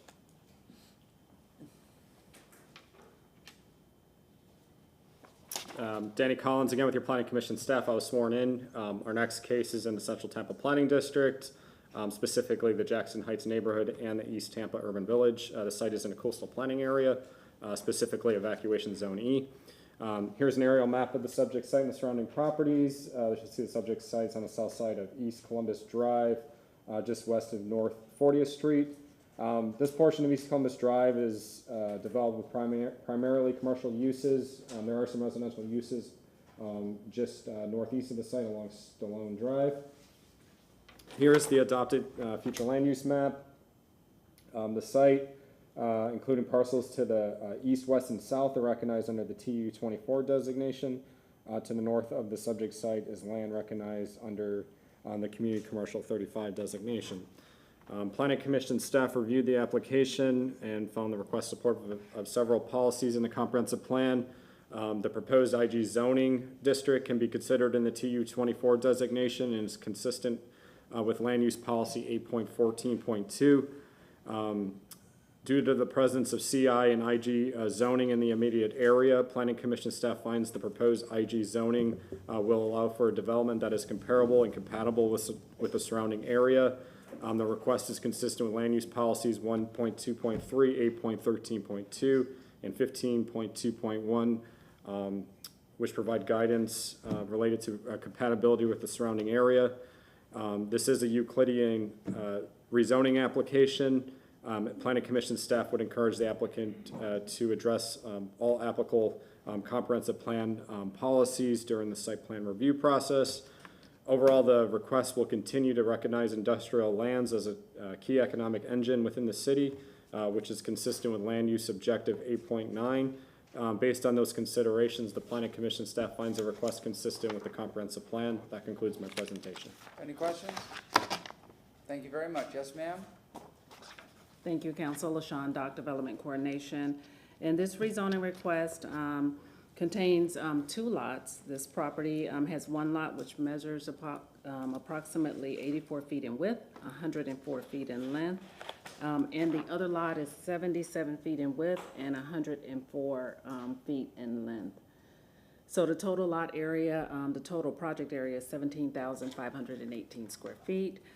This area, as Danny has mentioned to you, has that mixture of the commercial intensive and commercial general uses. You can see from the zoning map here, this is the property identified in red. This is East Columbus Drive. This is 15th Avenue. This is the interstate, which is located just south. So this is on the other side of Columbus, on the west side of 40th Street.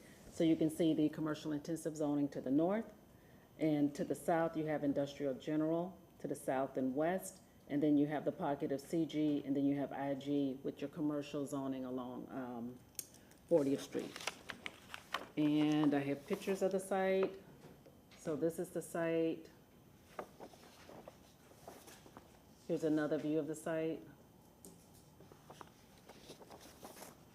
And then this is a view looking east on Columbus, so the site is off to the right in this picture. This is northeast of the site, that's across the street. This is across the street, vacant, north of the site, and then this is west of the site, circles back. DRC staff has reviewed the request and finds the request consistent. And this concludes my presentation. I'm available if you have any questions. Any questions? No? Thank you very much. Thank you. Applicant? Yes, ma'am?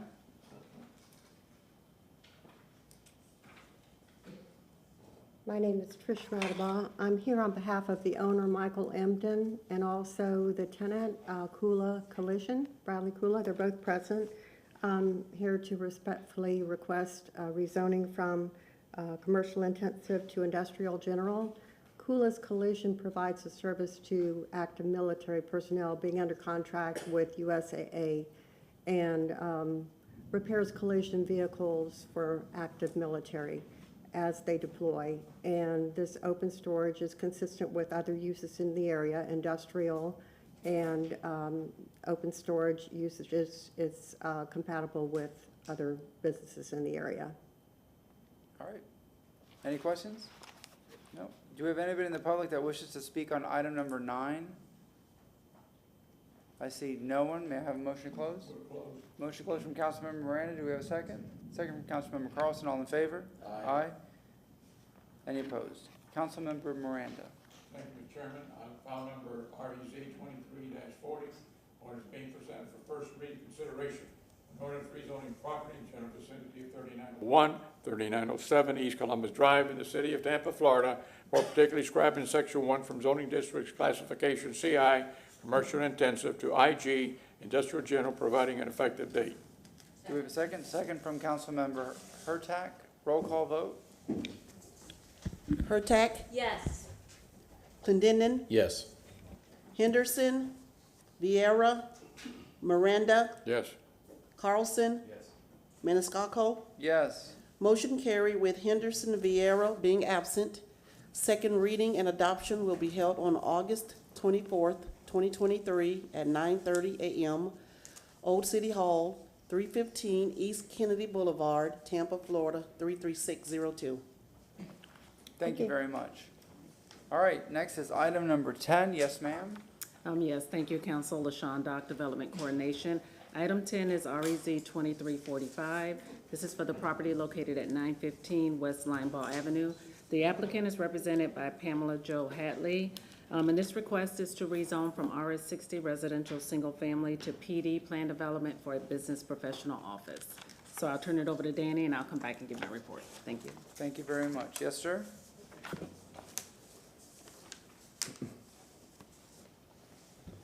Danny Collins again with your Planning Commission staff. I was sworn in. Our next case is in the University Planning District, specifically in the Forest Hills neighborhood.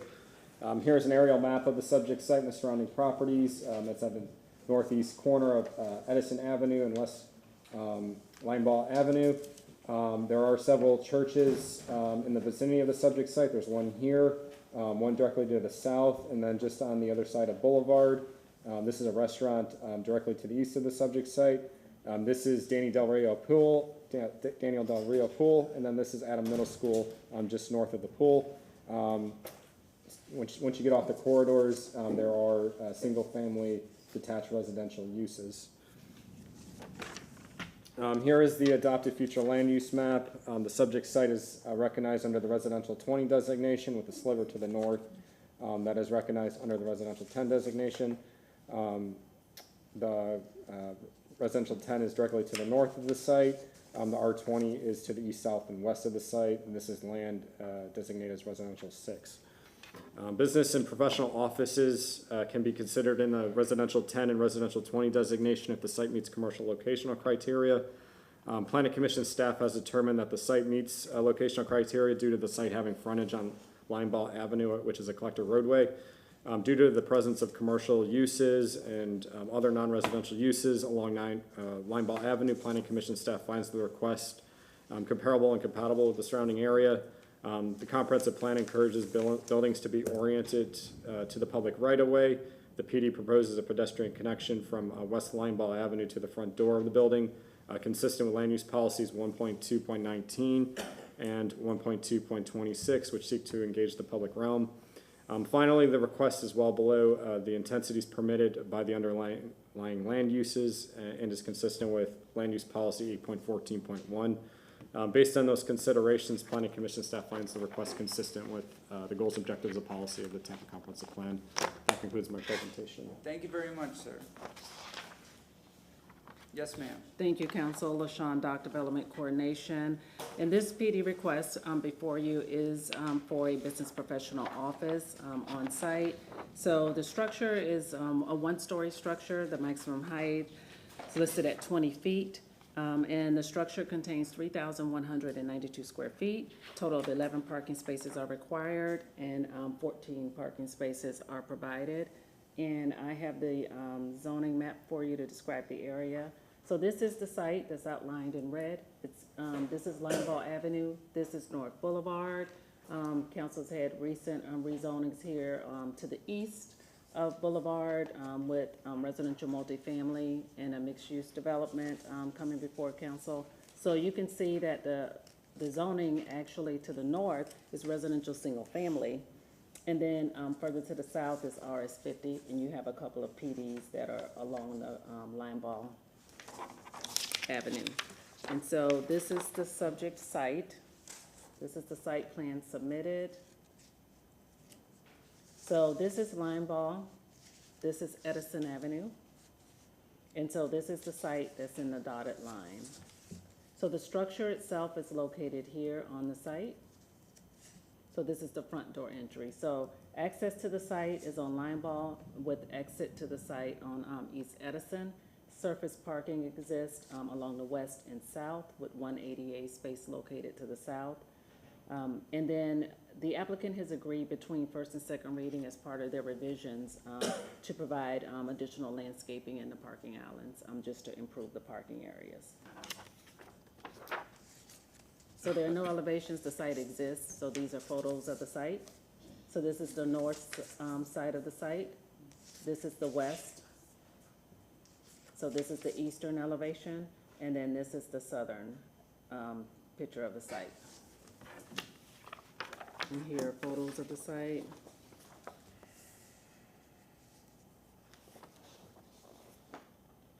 And there's another photo on the west side. This is north, this is Edison. You see some of the single-family residential surrounding the site, but then as you're on Lineball, you have your, there's a church use that's there, Forest Hills, United Methodist Church, and then that's another view across the street.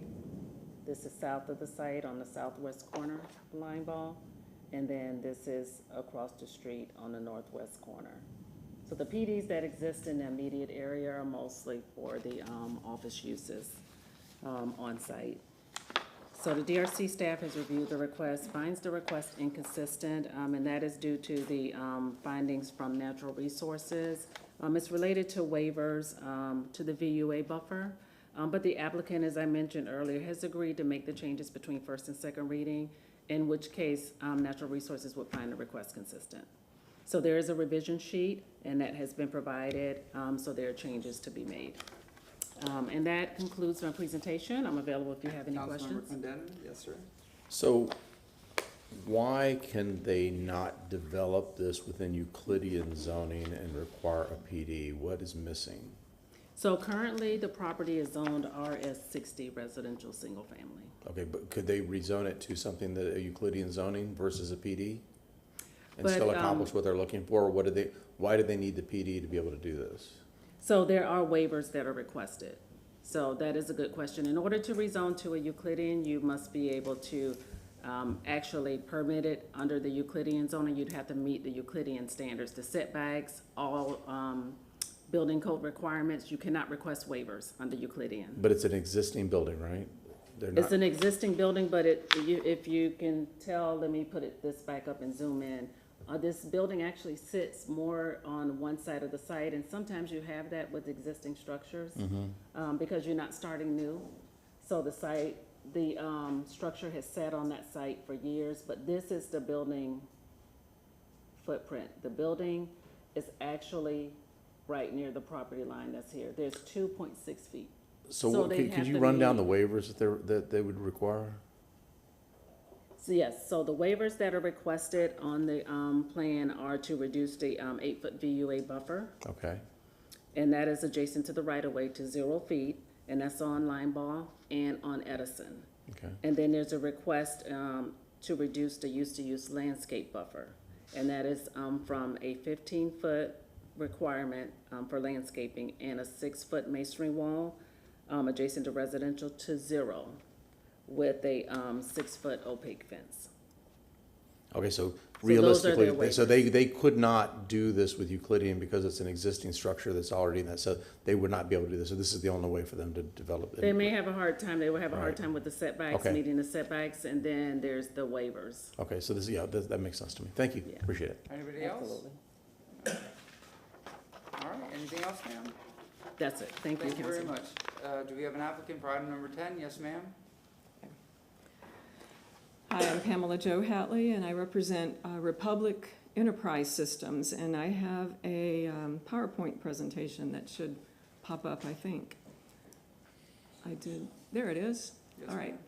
Go ahead. So that's the property, and Republic Enterprise Systems operates a Made Pro cleaning service.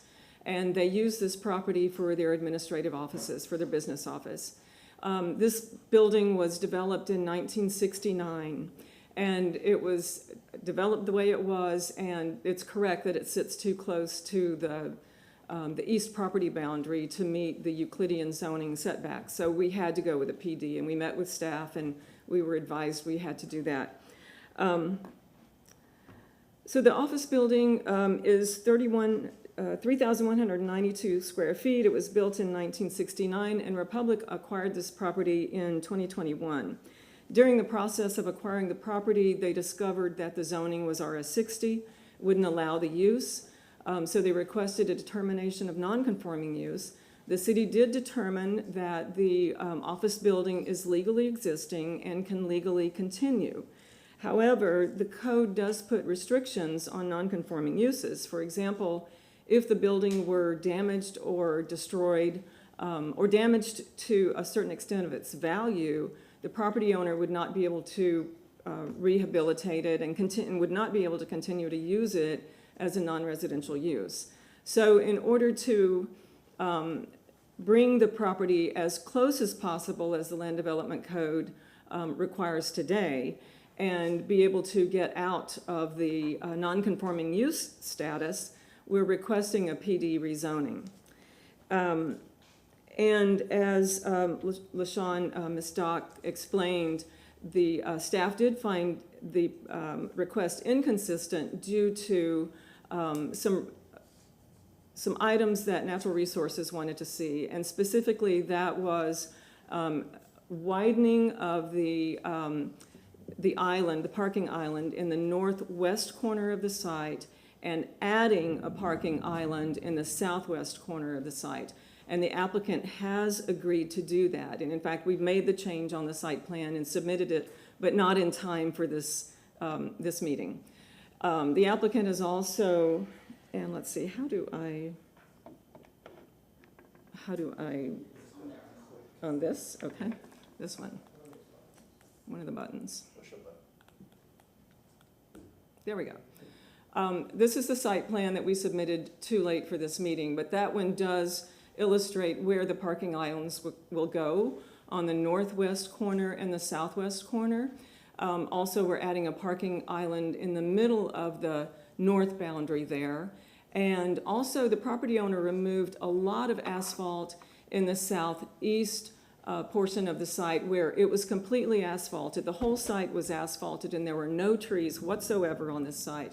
But they removed that and put green space there in front of the building along with 3 trees. So there are trees there, trees in the parking islands. And so all that was done to try to make the property comply more with the code. I'd like to talk about the waiver request, and I want to leave this up just to illustrate why we need the waiver request and also have some photographs. To the north is a residential property, and the code requires a 15-foot buffer from the unlike uses. So as you can see, if a 15-foot buffer were provided, that would eliminate the parking spaces on the north side. So we're requesting a waiver of that 15-foot buffer to 0. And keep in mind, this site has existed as a non-residential use adjacent to a residential use for many decades with no apparent adverse impacts. And also, it had only a chain link fence on the north. The property owner, the new property owner, Republic, has installed a 6-foot opaque fence there, before there was just a chain link fence. There's a lot of vegetation and a couple of fairly large trees on the property to the north, and a masonry wall with footers required might interfere with those trees, the roots of the trees. So one waiver request also is to allow that 6-foot high opaque fence instead of having to install a masonry wall. Another waiver has to do with on the west property boundary, there are parking spaces there. The land development code requires a minimum 8-foot buffer from the vehicle use area buffer adjacent to a right-of-way is required there and also on the south side. So on the west side, there's no space to put an 8-foot buffer, and if there were an 8-foot buffer there, it would eliminate all those parking spaces on the west side. And on the south side, a buffer would eliminate the handicap space. So there's just no space on the site to put those buffers the way it's currently developed and the way it has existed for many, many decades. The last waiver request has to do also with a vehicle use area buffer. If one is allowed, or I'm sorry, if one is required under the code next to the handicap space on the south. There's no space to put one. So we're requesting a waiver from any vehicle use area buffer that would have needed to go there, or that would have needed to go adjacent to the parallel space. If you can see, adjacent to the building on the west side of the building, there's a parallel parking space there. So if any vehicle use area buffer is required there, or parking island requiring there, we're requesting a waiver. Or if any is required on the west side at the north of that last parking space on the north. So there's just no more space on the site to put additional parking islands. As it is, the vehicle use area consists of 6,022 square feet.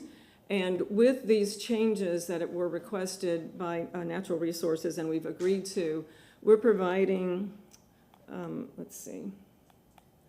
Nope, the wrong way. There we go. We're providing 1,475 square feet of green space in the vehicle use area, which is 24.5%. So we're required to provide 20%. We're providing 24.5%. So we're exceeding what the code requires as it is. Those are the waiver requests. I just have some photographs because I think it helps illustrate why we need waivers also. This is the way the building looked when Republic acquired it in 2021. And as you can see on the front end, adjacent to Linebaugh, there's just no space there. The parking lot starts right there. And there's 2 parking spaces there. That's where the handicap space will go. And there's a handicap space, and on the other side of it, a 5-foot wide walkway to the front of the building. So there's no more area to put a buffer or another parking island there. This is the way the building looked when Republic acquired it, but this is a view from the west, so from Edison Avenue. So looking at the building, you can see on the left there, as you enter, that's where a parking island will go. A vehicle use area buffer will go there. On the right side, that green area there, that is all part of the right-of-way on Edison Avenue, and you can see where the parking starts there. So there's just no space to put buffers. This is the way the building looks from the front now. They've made substantial improvements to the building itself, and you can see the green space that they've added just right in front of the building there, and also where the sign is. They took out the asphalt there, and it's rocks. There's a walkway coming all the way out to the sidewalk on the front. This is sort of the side view from Edison Avenue and illustrating the right-of-way there on Edison. And then this is a better view of the right-of-way on Edison, and you can see there's some area there where the grass is a lot greener. They had to remove a whole lot of asphalt there because their parking lot actually had extended into the right-of-way. And so after they acquired the site, they removed all of that asphalt and had to push the parking spaces back to get them off the right-of-way. So they did that. But that's the way the right-of-way looks on Edison Avenue. This is looking north. And you can see, I wanted to provide this photograph because it illustrates that the church to the west also has a white opaque fence between the church property and the residential property to the north. And Republic has done something similar to the subject property, putting that white opaque fence there between it and the residential property to the north. This is another view of to the east, from the west looking to the east, and you can see that residential property to the north there. Now, that building that is closest to the subject property is the garage. So the subject property actually backs up to the garage of that residential property and the driveway. And you can also see from this photograph all the vegetation and trees that are actually on the residential property that a masonry wall could interfere with. And there's a couple of utility poles there as well. There you can see the vegetation and the utility poles. And you can see where the fence has been placed and the residential property adjacent. Again, this is just a photo looking at how it looks from the subject property to the residential property to the north. This is the other side. This is looking from the east, looking west. You can see the green space that has been added. Those white poles, that is the property boundary. So that is how close the building is to the property boundary, and that's how it was developed in 1969. And you can see the trees that they've installed. And then finally, this photograph is, full on from the east looking west. And again, those white stakes are all the property boundaries. You can see where they've put a fence all around the property. And that's all the pictures I have. So bottom line is this is a long developed property. They've improved it, they would like to leave it. They would like to remove the non-conforming status, have a planned development, rezoning, and they have improved it and plan to improve it more so that it meets the land development code as closely as they possibly can. So we request your approval of the rezoning and the waivers and the site plan changes we've agreed to and will get in before second reading. Thank you very much. Do we have any questions of the petitioner? I see no one. Do we have anybody in the public that wishes to speak on this item, item number 10? I see no one, and there's nobody registered. Move to close. We have a motion to close from Councilmember Miranda, second from Councilmember Carlson. All in favor? Aye. Any opposed? Councilmember Clendenin, would you mind reading item number 10? I'm going to make a statement first, do you mind? Yes, sir. I think probably people are starting to pick up on the fact that I'm not a big fan of the PDs that we see, especially in residential areas or budding residential areas. But I'm going to vote in favor of this because you know, it's obviously a very specific situation where something had been developed since 1964. It's non-standard today. It's on a collector road at an intersection, and it kind of meets, to me, the requirements that we would look as we plan for a city to bring a property into conformity. And it seems to be a perfect use of a PD as opposed to some of the things that we see come before us, or some of the things that since I've been on council come before us.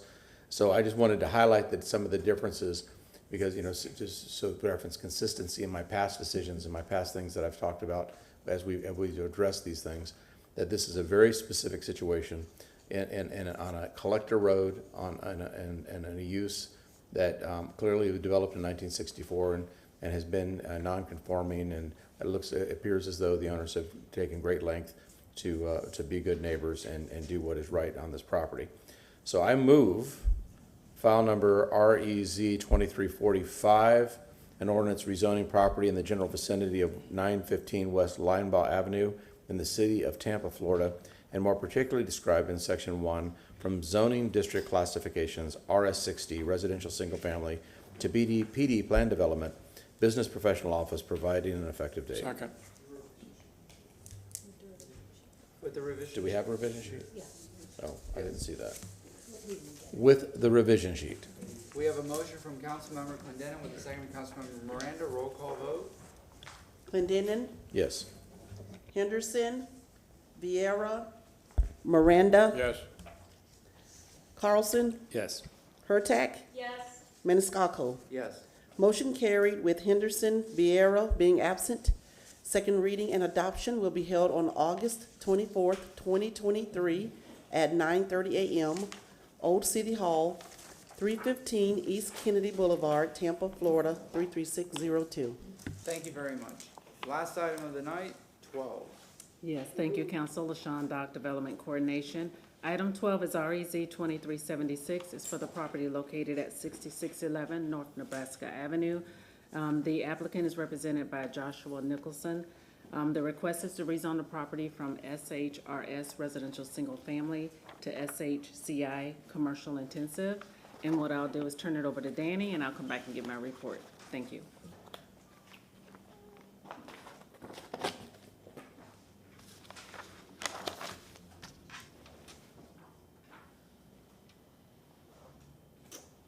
Danny Collins with your Planning Commission staff. I've been sworn in. Our last case is in the Central Tampa Planning District, specifically in the Seminole Heights Urban Village. Here's an aerial map of the subject site and surrounding properties. It's at the southeast corner of Knollwood Street and North Nebraska Avenue. This is the post office to the northwest of the subject site. This portion of Nebraska is predominantly non-residential. There are some commercial intensive uses directly to the north of the site. As you get off the corridor, there are some single-family residential uses. Here's the adopted future land use map. The subject site has a split land use. The western portion is recognized under the Community Commercial 35 designation. The eastern portion is recognized under the Community Mixed Use 35 designation. The CC 35 is the predominant land use category along Nebraska Avenue. It transitions to residential 20 and residential 10 to the east, and then from CC 35 to residential 10 to the west of the site. The Planning Commission staff reviewed the application and found it supports a number of policies in the comprehensive plan. The proposed Seminole Heights Commercial Intensive Zoning District is consistent with the underlying land uses per the consistency matrix in section 27-21 of the Land Development Code. The subject site is within an identified Seminole Heights community node. The comp plan encourages redevelopment and infill development within nodes by providing a density or intensity bonus if certain amenities are provided. Additionally, the site is on North Nebraska Avenue, a transit emphasis corridor, which is a corridor suitable for redevelopment. The plan promotes intensification along these corridors. Land use policy 15.2.4 requires commercial uses to be appropriately buffered from any residential uses. The applicant should ensure that any development of the site is sensitive to any adjacent residential uses, and consistent with that policy. Finally, due to the site being located along a mixed-use corridor, the applicant should address the mixed-use corridor centers and policies of the comprehensive plan during the site plan review process, as well as any other applicable policies in the comprehensive plan. Based on those considerations, Planning Commission staff finds the request consistent with the goals, objectives, and policies of the Tampa Comprehensive Plan. That concludes my presentation. We're available for any questions. Any questions? Thank you very much, sir. Yes, ma'am? Thank you, Council. LaShawn Dock, Development Coordination. And so the site that's before you with the request of SHCI, the Seminole Heights Commercial Intensive Zoning Designation, is located here. This is the property is 0.29 acres. As Danny has mentioned, it has the zoning along Nebraska Avenue.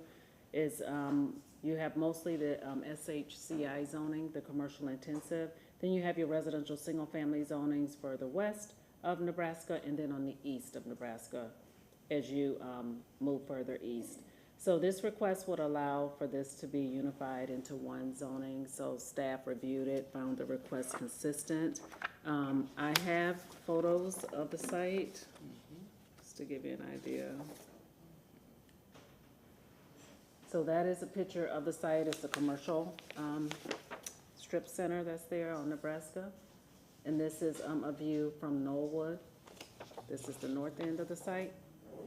This is across the street, west of the site, across Nebraska. I think Danny's touched upon a couple of these. That's the post office, that's northwest of the site. This is north of the site, vehicle sales, that's located there. That's the view on Nebraska. The site is to the right in this picture. And that's the view, if you're on the site, you're on Knollwood and across the street, the other side of that vehicle sales. Another view north of the site, and that's single-family residential to the north. And then this is just gives you a view on Knollwood if you're looking east. So the site is off to the right in this picture. And as I mentioned earlier, the DRC staff has reviewed the request and finds the request consistent. I'm available if you have any questions. Thank you very much. Any questions? Thank you. All right, applicant, yes, sir? Good evening, council.